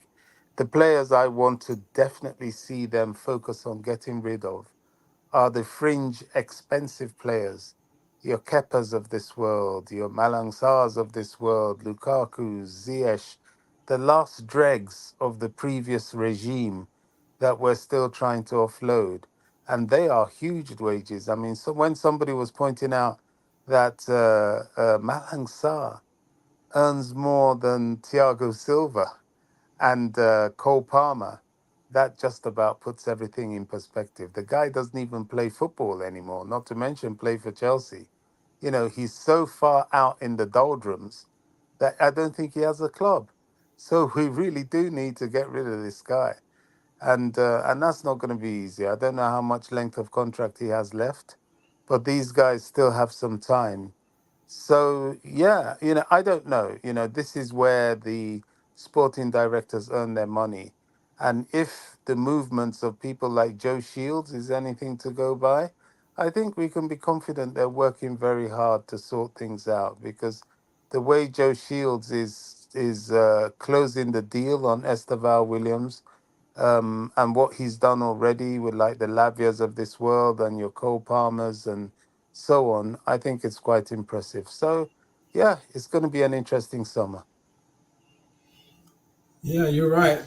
What I think these owners are doing, they try to take all the best young prospect off the market. To be quite honest, because in no time, to be honest, you're gonna have Liverpool gonna have to do a rebuild because none of us know if Mo Salah is gonna stay in Van Dijk because a lot of rumors been going around, which we all know Liverpool kind of secretive on their Yeah. thing. But I think that after a while, Kevin De Bruyne is going. Yeah, Bernardo Silva. about Liverpool, I know Liverpool are really, really banking on the 250 million the Saudis are allegedly going to pay for Mo Salah. if they get that money and get him off the wage bill. I mean, Liverpool wants they are going to rebuild. They're going to have to. Same with Man United. Man United have an enormous number of players they have to get rid of. They are desperate to bring down their wage bill and to restructure, and they're looking at the Chelsea model. All of them are. So that's why I say it's going to be interested. Yet again, it's going to be a seller's market because, or rather, yeah, it's going to be a seller's market because the buyers, sorry, it's going to be a buyer's market. Is it buyers or sellers? Everybody wants to sell, and the few, it's going to be a seller's market, especially for European teams and these South American teams that have these youngsters because um, the Premier League teams, the teams with money, are looking to offload, and the teams that the players they want, uh, the demand is so much greater than the supply. For example, someone like Osimhen, we can all confidently say that at least 4 or 5 clubs, top clubs, Premier League clubs, want that guy. But that's why the world is his oyster. He can choose his wage bill, and or choose his project. Yeah, PSG with the offloading of Mbappe, they have got scope to spend, and they will do it. They will try and do it. The handicap they have is their league, and whether their new manager wants to actually use a player like that, which I have my doubts. So it's going to be very interesting. It's going to be very, very interesting and a very frantic um, um, summer transfer. I would rather we're not into any financial muscling anymore. We had enough with the Lavia situation and the Caicedo situation. I'd rather we step away from that, but if we find a player that is really, really, really worth it, and I can't think of one, so be it. May the best man win, as it were. But I have a feeling that if Osimhen proves too expensive, we will start looking at Sesko and Gyökeres and people of that tier of financial expenditure. Anything on that Jersey?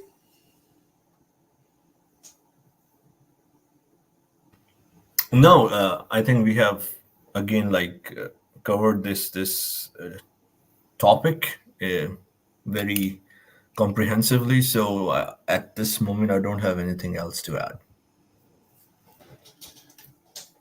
Yeah, because that's what is all of our concern. Is just that's mainly is our concern. So for me, like the transfer market is not something that I really want to dwell on because if we sign player, I'm not gonna be jumping for joy, and if we don't, I won't be sad either.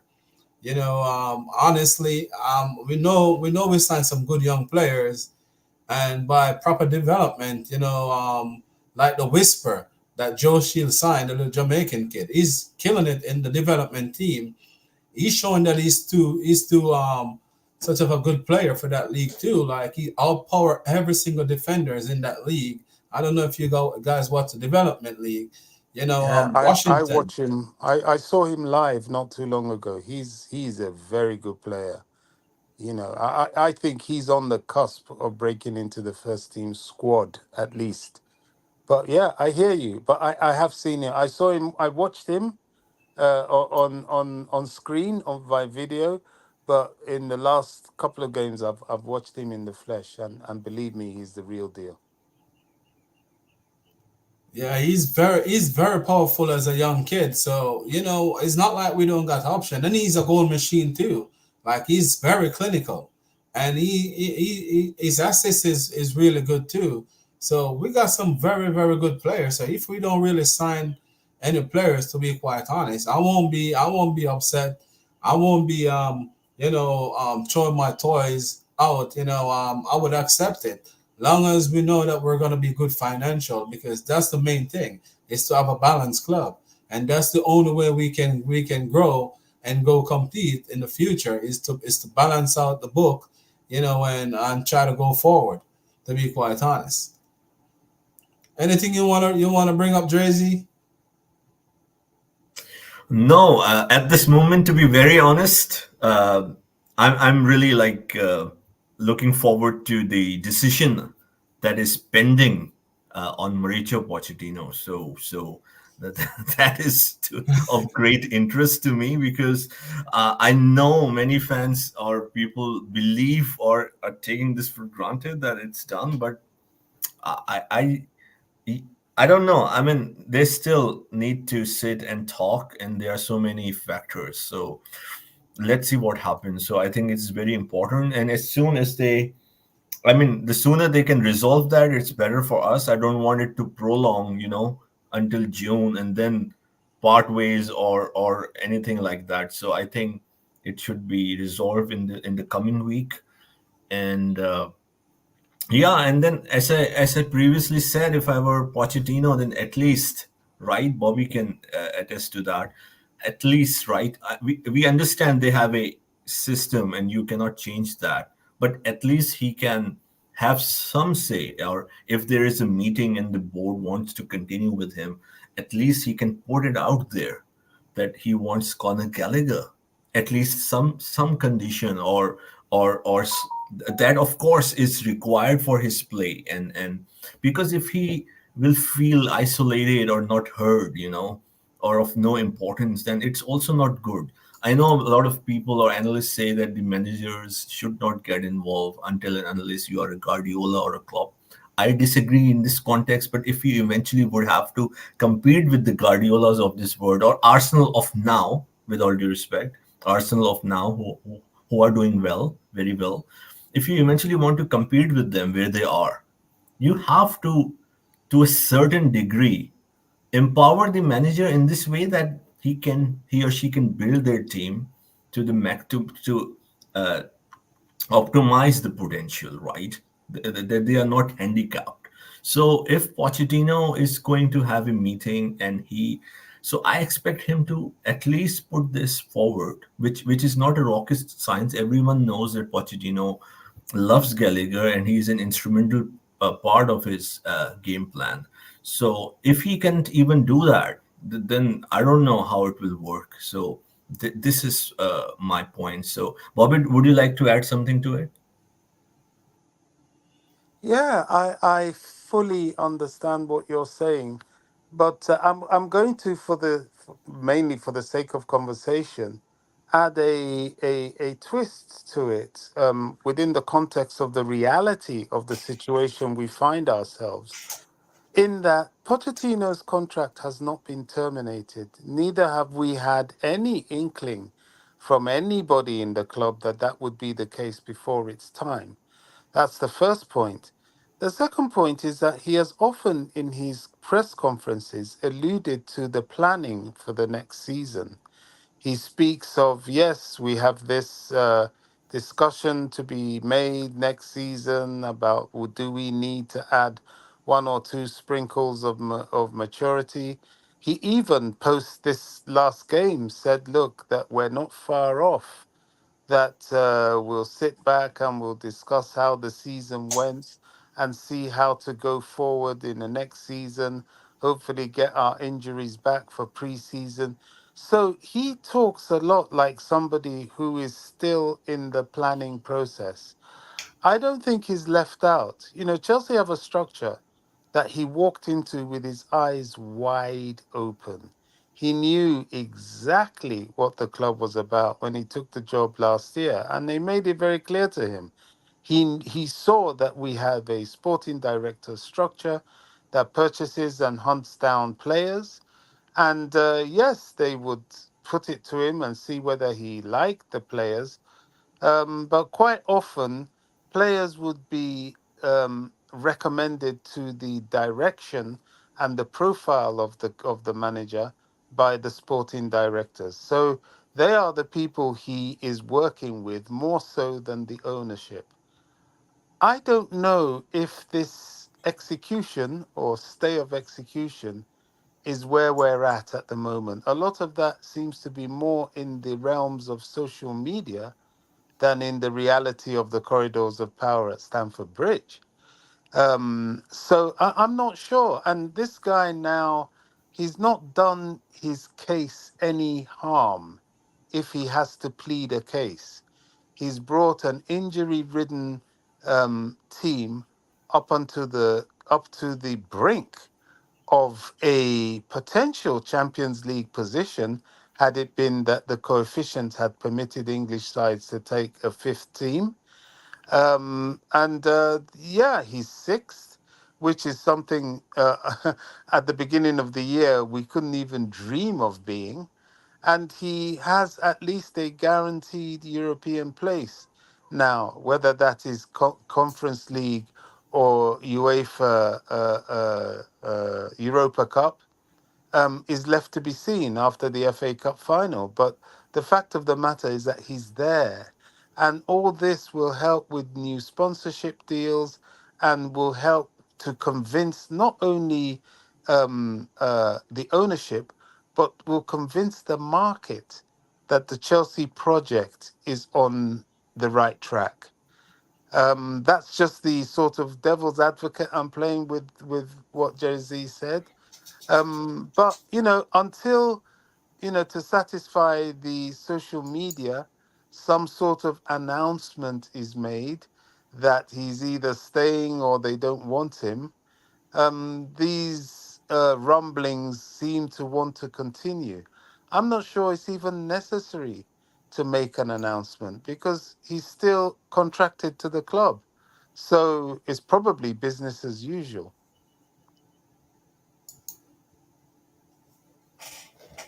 Yeah, I got faith. I was telling Jersey the other day, earlier that I do got faith. To be quite honest, I think he's gonna stay.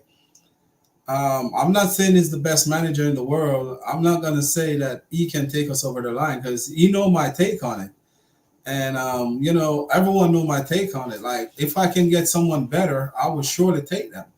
But who's out there right now that's really gonna say it's better than him or have more experience than him in the Premier League? I don't really see no one, to be quite honest. Anja Flick is a manager that I would really take because he showed that he can be a winner at club level, and his style of play is really good to suit these young players.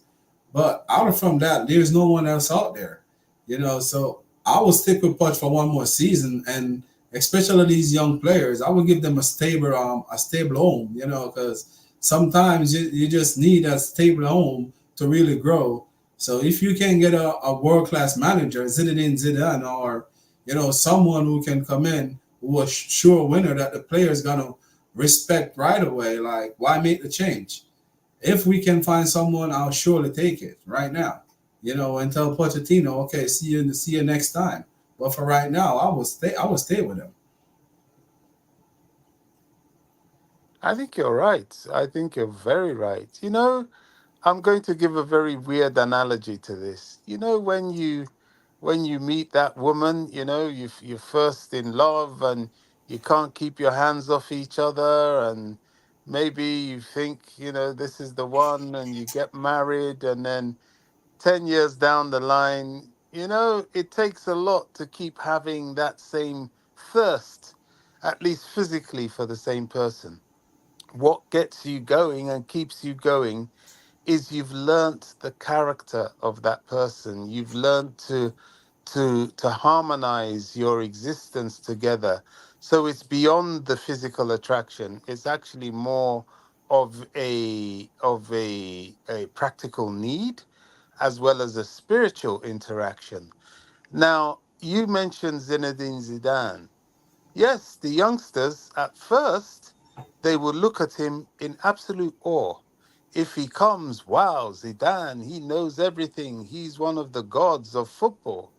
But after they get to know him, after he goes through difficulties with them, benches a few of them, shows that yeah, his own faults in that he might favor one, not favor the other. That level of awe will start to wane, and this is where like you, I don't think Pochettino is there's something about the guy that just doesn't seem grade A, if for want of a better description. But one thing you can't take away from him is that he has this aura, this ability to work with youngsters. They respect him, they look at him as a father figure. He knows how to deal with the modern youngster in that they don't respond well to the harshness of Thomas Tuchel, the toughness of Jose Mourinho. They're not that generation that you can treat like you're in a military camp. You have to go softly, and a lot of TLC and a lot of psychological motivation because they're of that generation. And Poch seems to be the person that's to do that. I can't think of anybody else out there, to be honest. And by default, being that person that can win over their trust, their loyalty, he will then be in the best position to optimize their ability and start winning things. This Pochettino that we were all looking at as a rather um, uh, fledgling, failing, Spursy type manager may well and can still end up being the Alex Ferguson of football with Chelsea. It's very possible, honestly, because if football teaches us anything, is that it's a sport that sometimes the impossible is made possible, especially at Chelsea Football Club. Right. Oh, Ty is back with us. You want to add anything to that, Ty?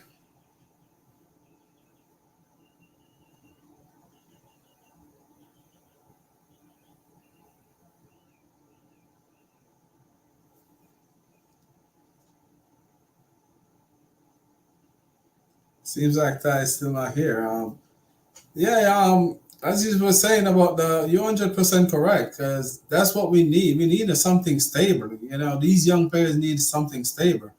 So if we can give them that, I know Jersey take on Pochettino. I'm not saying he's the best in the world because we should at least win 2 titles this season. If he was brave enough, and there's things he could have done better. In the final against Liverpool and the semifinal against Manchester City.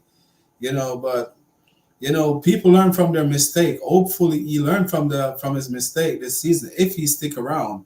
Because it seems like he know how to go on a run in knockout competition, and that's what you need, a manager that can do it all. Can challenge for. That's one of my take on Tuchel. Tuchel know how to make a run in the knockout tournaments, but when it seems like the league, like he never have us compete. So that's why for me, Tuchel wouldn't be my number one choice to come back. That's just my take on Tuchel. Everyone have their own opinion on it, but for me, I want someone to challenge for the league. Who can challenge for at least 38 games. Or show me something that you can challenge like Arsenal. And Tuchel never gave me that when he was here, so that's why I wouldn't want Tuchel back. I would need a manager that can keep up for the whole 38 games, even if you don't win it, but to show me that you can compete. So I have a question for the panelist. I was thinking, okay, let's say, and it of course appears to be that he will continue until there is some news or we are informed otherwise. So let's say that he's continuing, right? And we know that this is the next season will be his last season as far as the contract goes. So what should be, right? The board shouldn't just like, okay, let's go develop, right? I'm just saying we don't know what goes inside, but according to various journalists, there was no pressure for this season. But because it will be his last season as far as the contract goes, I'm sure the board will, if they continue with Pochettino, would have a target, right? Because at the end of next season, they would have to make a call on Pochettino because his contract would be finished. So there are two things. One, of course, let him go. Other is to extend his contract. And if they are going to extend his contract by the end of the next season, he should meet those targets. So, uh, Garvin and Bobby and Ty, if you're there, so what should be the target? Because I I think if you continue with Poch, you should have a target, and you should be very, you can say, strict, or I mean, it shouldn't be compromise at the end of the day. So because if you give him a contract extension of further 2 3 years, you see my point, right? You need to ensure that next year Pochettino meet those targets, and those targets should be good enough for both the fans and the skeptics to believe in this project. So I would say a top four minimum with a silverware. Top four alone should not be enough.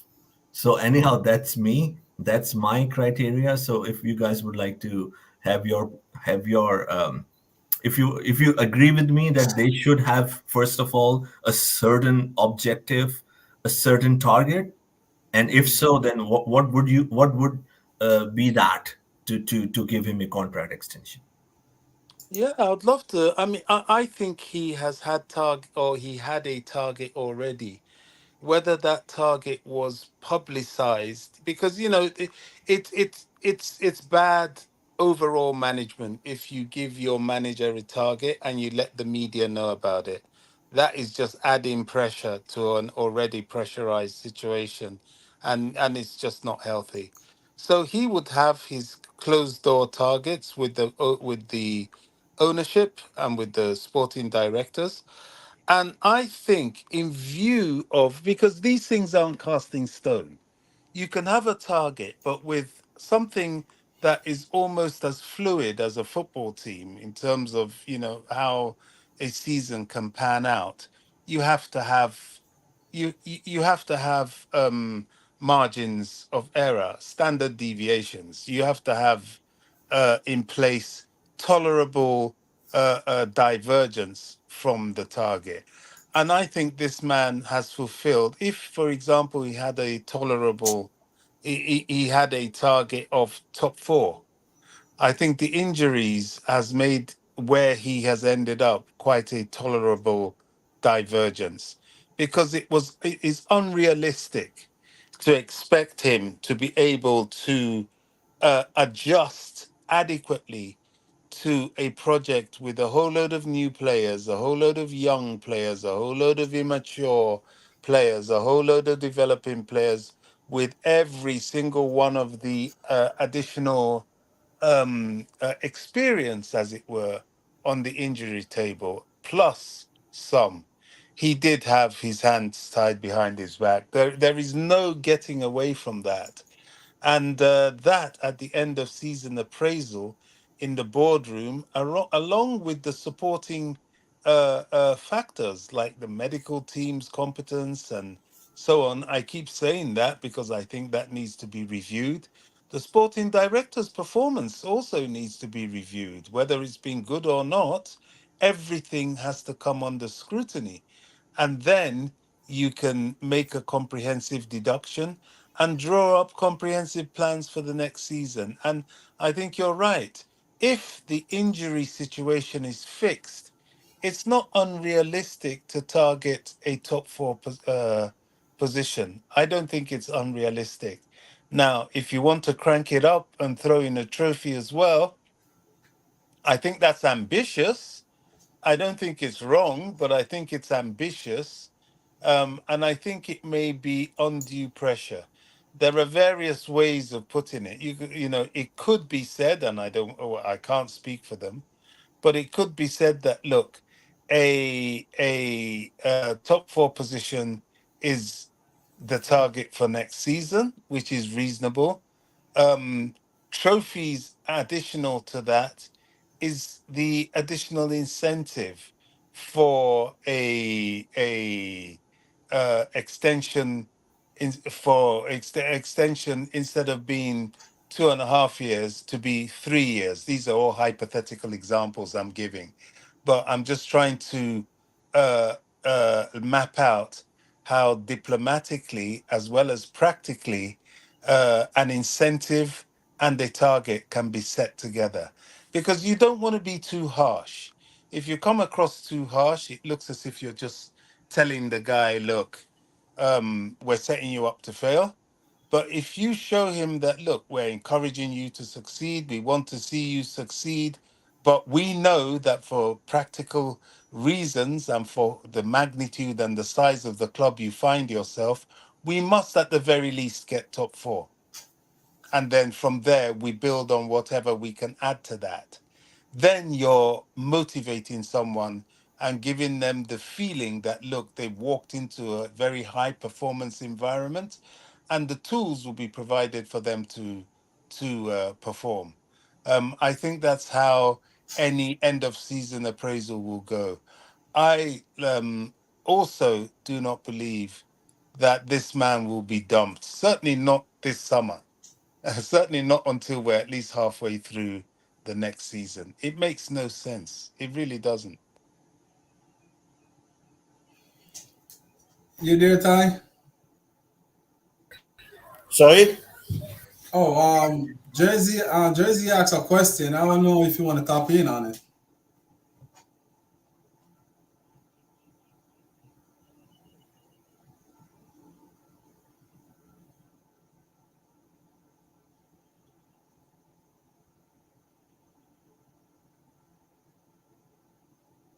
You want Jersey to refer the question?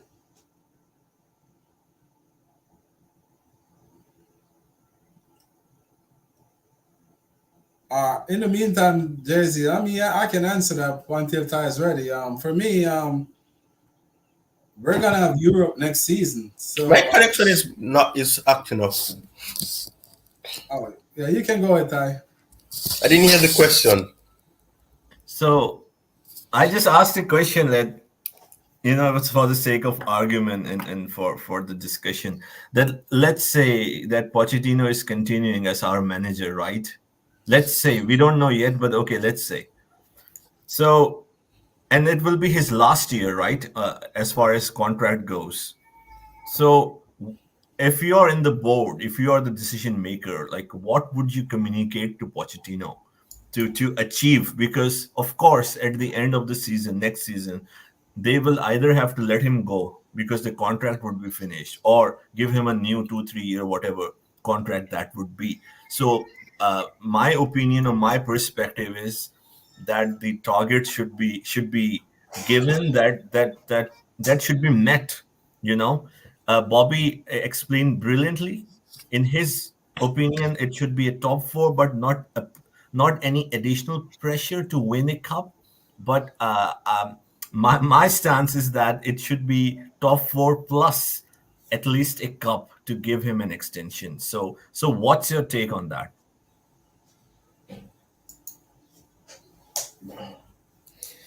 Yeah. Yeah, that I think the objective for next season should be top four. Um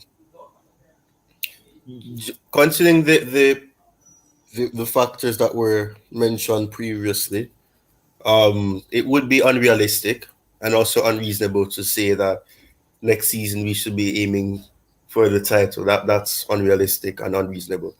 The objective, and I think the objective perhaps would have been to aim for top four.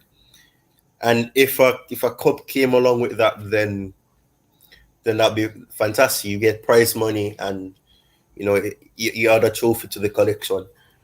But I would say that top four should be the realistic target. Sorry, just to cut you, I apologize for that. So, do you think that top four would be enough for the fans? Let's say the fans, that because let me get to the point. This you can say reservation or criticism of Pochettino that he don't win anything, right? So okay, let's say he achieved top four, which he should, because we finished sixth with players coming back from injury. It's very minimum, I would say. But if we will, let's say we are in Europa or Conference League, depending on where, what will the outcome of the FA Cup. So we'll be in three competition, right? Europe, Europa League or Conference League, hopefully Europa League, Carabao Cup, FA Cup. So if Pochettino goes in the season, finish third or fourth, and don't win any of these three cups, do you think that would be? I know I'm like probably it sounds that I'm being very strict or harsh, enough to convince the fans, because it's not just about the season. Because the question is that the owners will give him a paper to sign and sign a contract extension. Don't you think so? It should be also about winning. So, anyways, the opinion, all opinions are welcome. So, personally, I would give him at least. I mean, I would demand him to at least win any of the Carabao Cup, FA Cup, or the European competition to get a contract extension. Yeah, I think when I'm looking at the chat as well, and I think what I just said was misunderstood. My point was that for this season that just ended, the objective would surely have been to obviously finish higher than we did in the prior season, but also to get top four. And if a trophy came along with that, that'd be good. Judging and considering the fact that we have a young team. So if that was the case, then that would be a good end to the season. Obviously, we didn't win any trophy. We did not get top four. We got into the top six. We finished better than we did in the prior season. So that is an improvement. Small improvement, whatever you want to say. But I was not saying that the objective should just be to get top four and that's it, because it would show progression, but that isn't something to convince the fans. So if we're going to be in the Conference League, possibly, then that would be the case. And you aim to win that, and if you can get one of the domestic cups, then that would be a good objective. You aimed for winning the trophies that are at your disposal, the opportunities that would be there to get those, and we had that opportunity. We did get to the finals of the Carabao Cup with a young team, with the injury issues that we had. So obviously, I'm not going to say that if we were able to manage those injuries, then clearly there'll be no excuses that were used for what happened to say that, oh, we didn't have these players. So if you back the manager, quote unquote, then you will obviously have to have a more firm expectation. You can't say that just getting top four is a success. It would not be. And I would say that if that is the case, if the circumstances that would lead to us not getting a trophy is similar to or even worse than the circumstances of this season that has concluded, then perhaps you could argue, but at the same time, there wouldn't be much excuses, because most of the team would understand your philosophy by then. You would have had you'd have over 9 months with them, so you'd obviously have some level of progression. You should be able to give more of a successful approach in the following season. So I wasn't saying that we shouldn't do that. So obviously, I would say that the objective should be for top four. People might say that, oh, top four, we were in top six, we're aiming for top four. The fact of the matter is, and this is something that I think a lot of Chelsea fans are still yet to accept. The Chelsea of old is not the Chelsea of new. It's simple as that. Yes, historically we're one of the bigger clubs in the top flight league, but you can't have these high expectations when the strategy, the approach that the club, the new owners have, the new directors have, and the approach that they're using. You can't be saying that, oh, next season we should be aiming or challenging for or getting top three. We get top three, fine. I would perhaps alter it to say we aim for top three, and then that would actually show progression, because you're two positions behind the runner up and the winner of the title. But it can't be a case of we just got top six, so why are we aiming for top four? That is the mindset that you have to have, because the team is not one where you have title winners. There's no one in this squad, barring Sterling, has won a title. So that's just the reality. So I get it. Yes, it's quote unquote embarrassing for people to think that, oh, this is where the standard has dropped. Yes, the standard has dropped because we're not the same Chelsea. It's simple as that. You can't be saying, oh, I'm not going to accept this. You have to accept it because it's reality. You can't be living in a utopic world of, oh, Chelsea are a team that win trophies when we're not doing that. The objective is to get back to that at some point, but you can't be saying that, oh, we should not be aiming for that. You can't rush the progress. If it's a case where it's a project, obviously, so we can't be rushing it, and we can't reverse the hands of time and say, oh, we're not going to sign these many young players. Because if we had not done that, perhaps the narrative would be different. The narrative is that we have a young team. We're trying to build a dynasty where you have these young players, and over time they evolve, they improve. With hope, you're hoping that they improve, and then you can build on consistency because you have these players that were young together. They grew up, relationships are developed, and they struggle together. They will succeed together because they will have something that keeps them close. So yes, I would say that the objective for next season should be that we aim for top 3 or top 4. We aim to win whatever European competition that we're going to be in.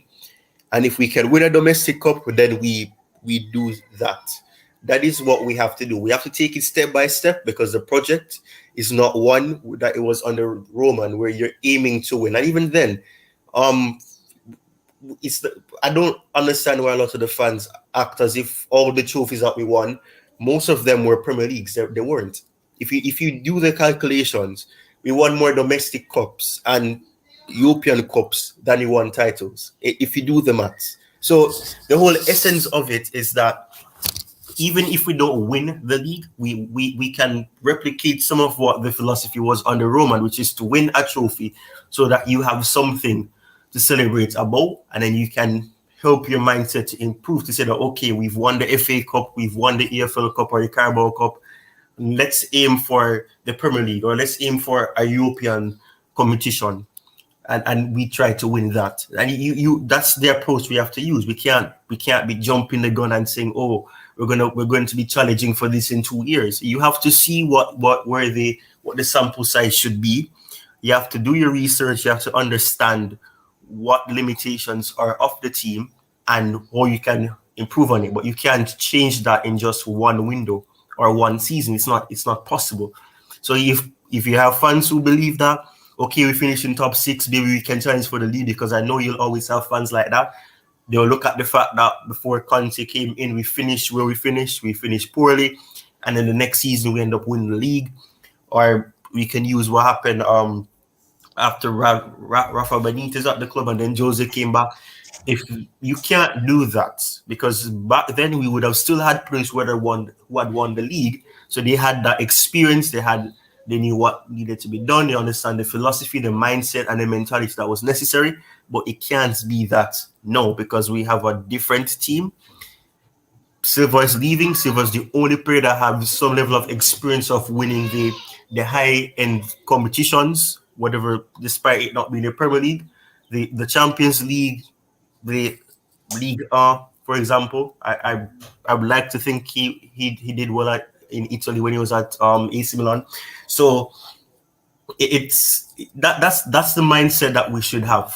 So people don't want to accept it. That's just the reality. So yes, we were a team that did this in the past, but the past is the past. Let the past stay in the past. We can reminiscence on it, but we can't be holding onto the past to see that this is what Chelsea should be when that's not what Chelsea are. They're trying to get back to where they were, but they're not there.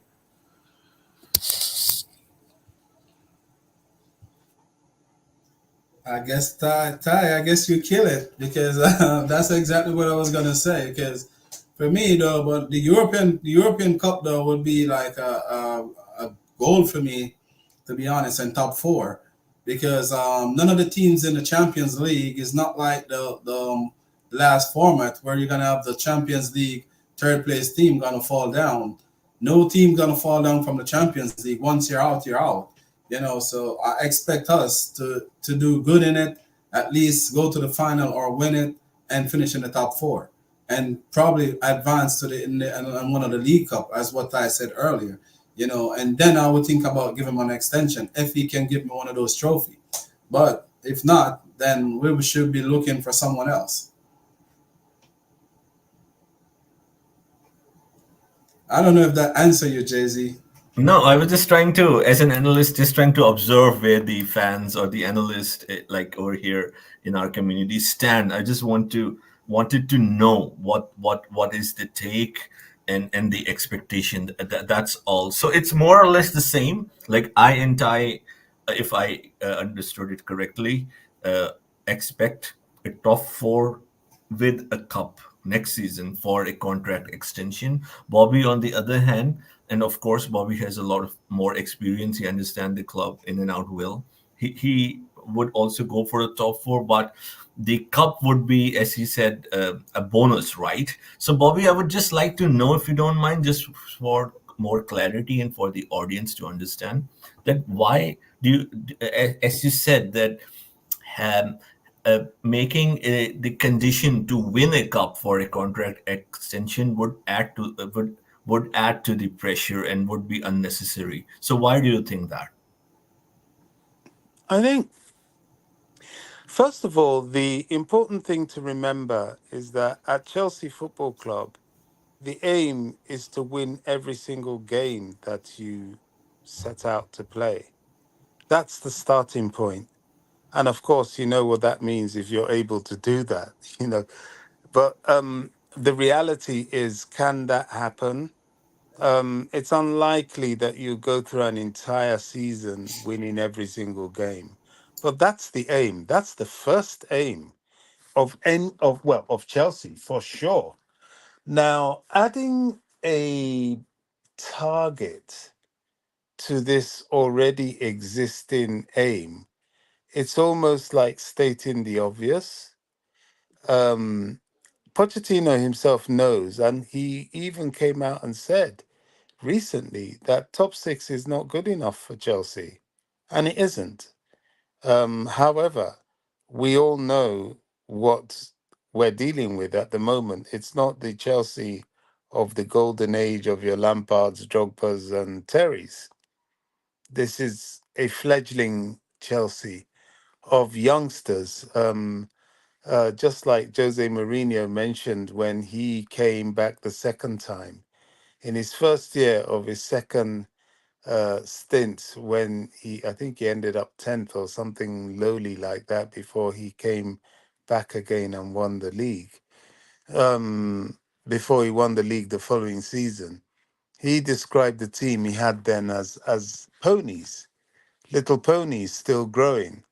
But he said, come the summer, if he added one or two more players, they will then grow up to be able to challenge for the Premier League. And he was right. So, taking that analogy, this whole team is a team full of ponies. Yeah, if a couple of additions is added to these ponies, they will definitely be able to challenge for top four and indeed target top four, maybe even beyond that. But the thing about setting targets is that, in as much as they are placed as incentives for improvements, they could also be a hindrance, because it's not beyond the realms of possibility that next season this team doesn't go and challenge for the entire league itself. So then what happens to the target? If you have a weak minded man at the helm, he might suddenly feel, oh, you know, if we are doing so well that we can, rest on our laurels sometimes and accept the fact that, okay, we're well into our top four target, we don't need to push any harder. But if he knows that he has to win every single game, whether he's top four or not is irrelevant. His target is set on excellence. And that's the sort of mindset I'm trying to drive at. It's a matter more of excellence than of stipulated targets, which create boundaries They prevent limitations, but they don't give you an open ceiling. That's all. I'm just saying it out of conversation. I know that definitely there will be targets set in the discussion. The ownership will look at him and say, "Hey, look, next season we really do need to get into the Champions League." He knows that anyway. But ultimately, I have to say, the elephant in the room is that's not good enough. What is good enough is the Premier League and the Champions League. Chelsea's a winning club. We're about trophies. And yes, it was said that every competition we're in, we should be aspiring to win it. I think that would be more the target than anything else. Now, whether he achieves that or not, I don't know. But what would be an acceptable point of failure? Maybe they might turn around and say, well, if you win the Premier League and you don't win anything else, fine. Or if you win the Premier League and the World Club Cup, we'll take that. Or if you win the Premier League and whatever European competition you're in, we'll take that. Or if you win, the domestic cups and you finish top four, we'll take that. Do you see what I mean? It all depends on what can placate the satisfaction of the ownership, what can convince them that the team is going in the right direction to the top, and what can convince them that the performance of the team will encourage investment. That's also a very, very major part of it all. And the fact that he has managed to achieve Europe at all has given them a platform to look for their sponsors and say to them, hey, look, this is a young team. It's a young team. Last season, we didn't have European football. This is the upward trajectory. Last season, we were 11th. This season, with injuries, we are 6th. We're in Europe. Invest with us. We are a flagship to carry because we're on our way back to the top. And they have a reason now and evidence to present to in that direction. So as businessmen, they'll be looking like at it in those terms as well.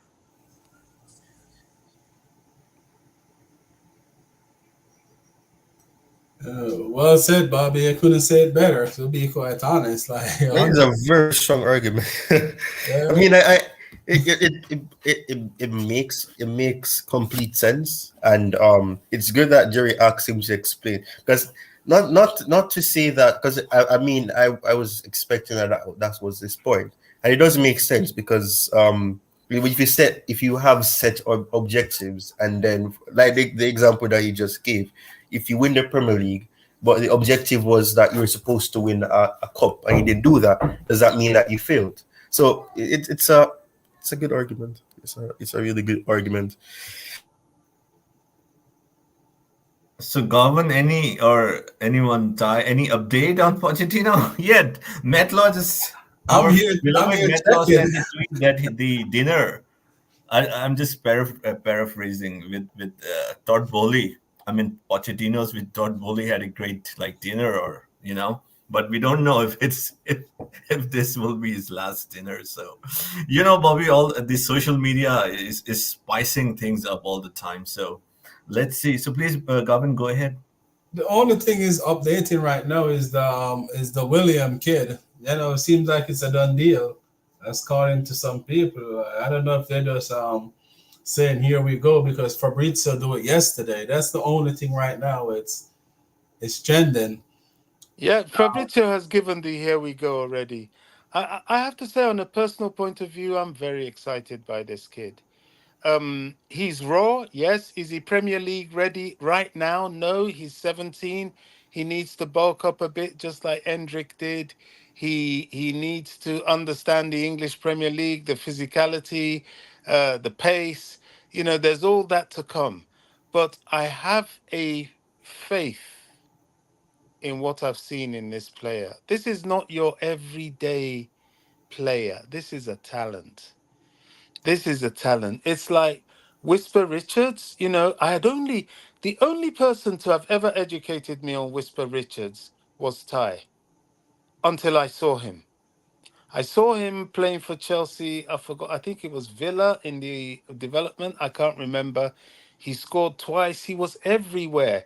He made David Washington look like a schoolboy. I mean, he stole the show, and he played with David Washington that day, and he was leaps and bounds better than Washington.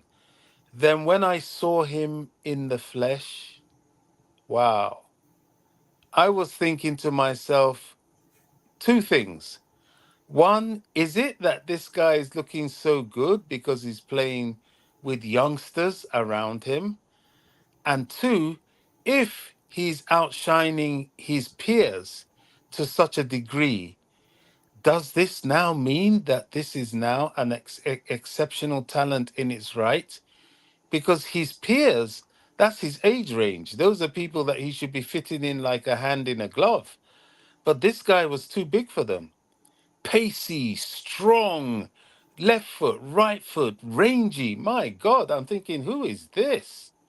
You know what I mean? At first, I thought it was maybe one of the injured players, coming back. I was trying to think, who's that? Who's that? Who's that? Which injured player have we got that's coming? Is that Chukwemeka? Is that? But no, it was Whisper. So, that is a player. You know, will he fit into the first team? Well, maybe preseason will tell. I don't know because sometimes these kids, I mean, look at Moriera. Moriera in the development squad is ripping up trees, but you suddenly throw him in with the big boys and he looks very average.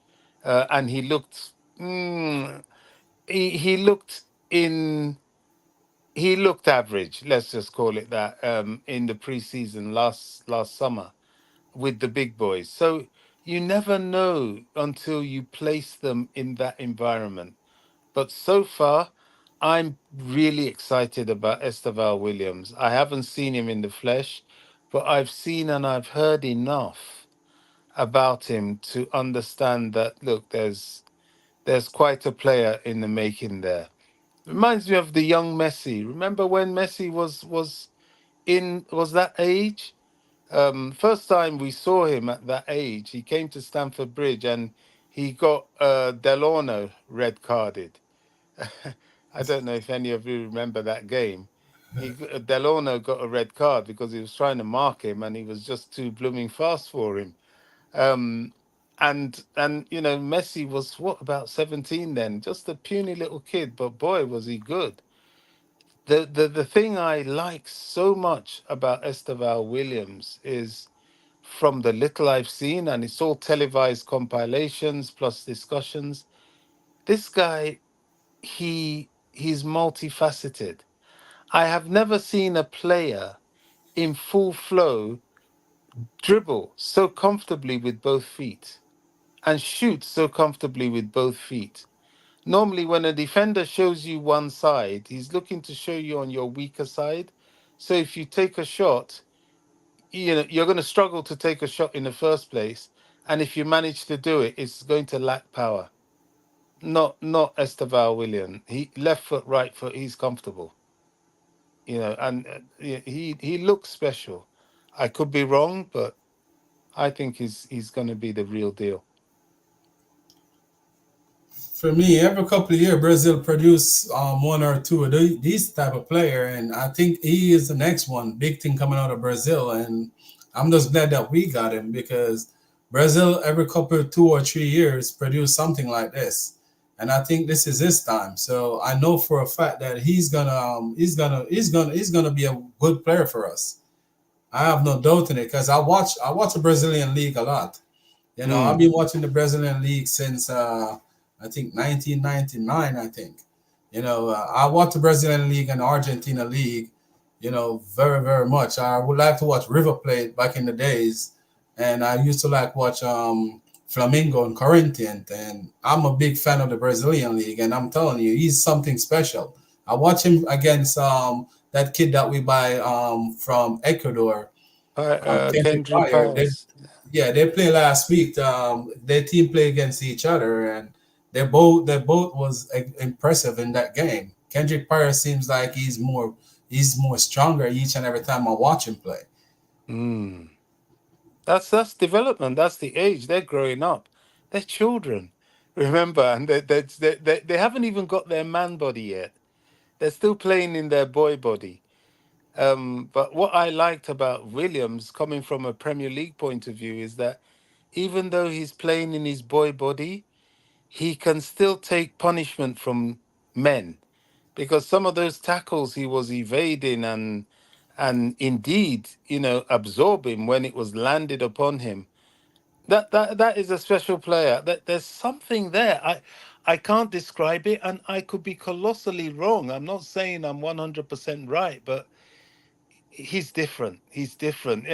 I would advise anybody to just watch him, and you will know he's different. There's something different about this kid. It's not your everyday flash in the pan talent. This is a special player.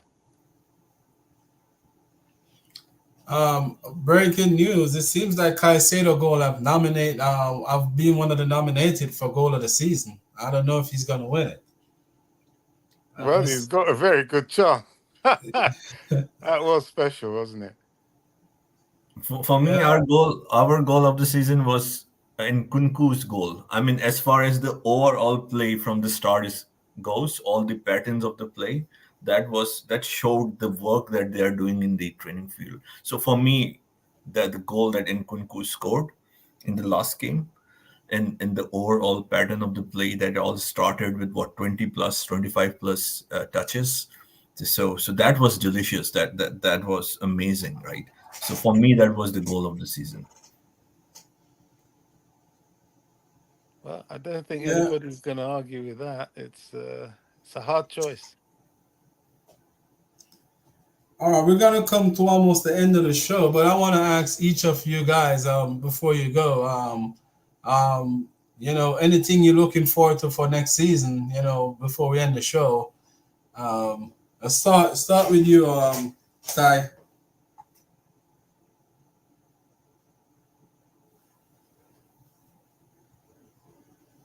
All right, Ty is not there. You want to go Jersey or Bobby?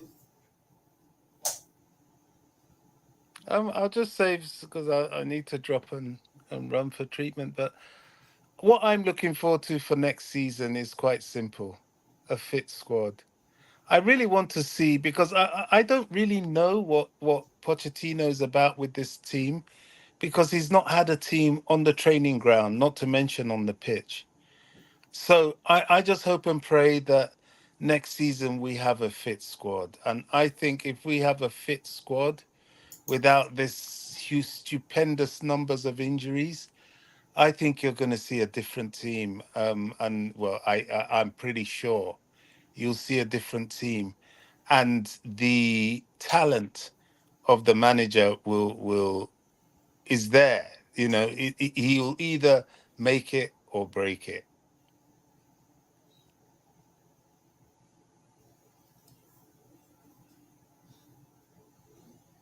Jersey.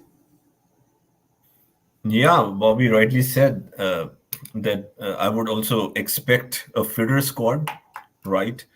Of course, in an ideal world, we would want everyone to be fit, but that's unrealistic. But at least close to the norm, right? To the norm, not 12 players injured, 2 to 4 we can understand.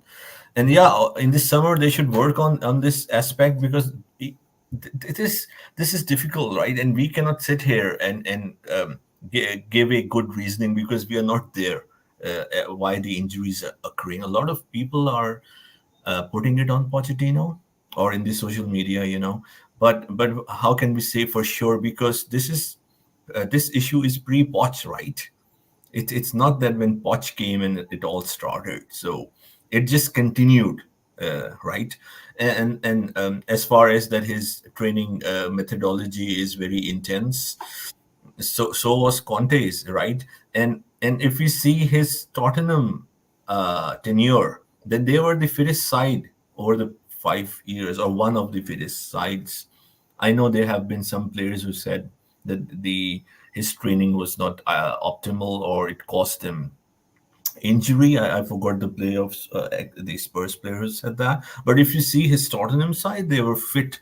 They were known for being fit. So I think it's just a hypothesis. But having said that, again, you don't know. I mean, as the era evolves, and they are so young, right? So again, mm, uh, I'm not a medical or expert to say that, but there have been some theory, you can say, or some of the experts have said that they are so young that they have not developed, or they cannot take the same physicality as 25 or 27 years old. So I don't know, but people are giving this theory that the Pochettino's methodology or the intense training structure is perhaps causing something. So I don't know, but this is something that they should. This is more important than any signing, I would say. I would go to this extent because is an accumulative. This has an accumulative impact, and we already have signings. If you want to consider who didn't play, if you have them fit for the season, like Reece James, Chilwell, even Kobil, Fufana, and Kunku Lavia. So these are six top class signings which were hardly available this season. So I completely agree with Bobby. This should be the first and foremost thing. And if Pochettino continues, then yes, I would like to see his potential and what he can do with a fully fit squad. And yeah, and the next season expectation again would be defined by how the recruitment would go on the preseason. But again, top four is, I think we have all agreed, cup or no cup, but top four should be top four should be the minimum objective for next season. You there, Ty? I guess Ty have left us. Bobby, I really appreciate it. Thank you for a wonderful debut on this channel. Anytime you're free to stop by, I really appreciate it. Yeah, it's an absolute pleasure. It's a privilege to be accepted on these panels. This is my passion. Chelsea Football Club. I've followed them for decades, and I'm an old man, yeah, but I love talking about my club. I've accepted I'm a blue for life. Me too, Bobby. My fiance always say that I love Chelsea more than her, because when Chelsea's playing, like the attention go to Chelsea, but Yeah. a man have his passion, and honestly, I share this story many times at the platform, like Chelsea and football saved my life, so Wow. I can't do nothing but love it, and that's just the truth. I Wow. was from a community where it's only violence. Half of the friends that I grew up with go to the wayside early, either at prison or die, and I always turn to the game, either been watching the game or been playing it. And once I'm finished and go out, I heard that one of my friends either got killed or go to, because they choose the wrong path. But my passion and my part was always the game. So Chelsea and this game saved my life. So it means a lot to me to talk about Chelsea. I honest is my love. I love Chelsea Football Club so much you won't even know. So it's nice to talk to you guys all the time about Chelsea. I really Wow. appreciate it. I have to say that is a magnificent testimony. I don't, I'll have to check back to make sure that I hope we're following each other on X at least. You see, I do, amongst others, I've always done a lot of male advocacy, in that I've dealt with a lot of young men that have had problems, suicidal and various other problems. And to hear you say that is wow. It's wonderful, because I've always said, I think young men need their spaces. We're living in a world today that is trying to demonize and crowd them out and stop them from having that bond that only men can have amongst themselves, and it's not a bad thing. It's not a discriminatory thing. You need your little space, your little belonging, your little thing that you follow, and it can help young men in so many ways that hasn't been fully exploited or documented or advertised. And if by you even setting up a platform where people like myself and others can come and talk about the club we love, there's therapy there. You know, people like Jersey know that I've had lots of treatment myself in recent times for a condition that I won't go into, but I'm lucky to be here as well, and I've learned in that to continue to do the things that I'm happy about even more, because we don't have that much time on this planet. So what's the point in being unhappy?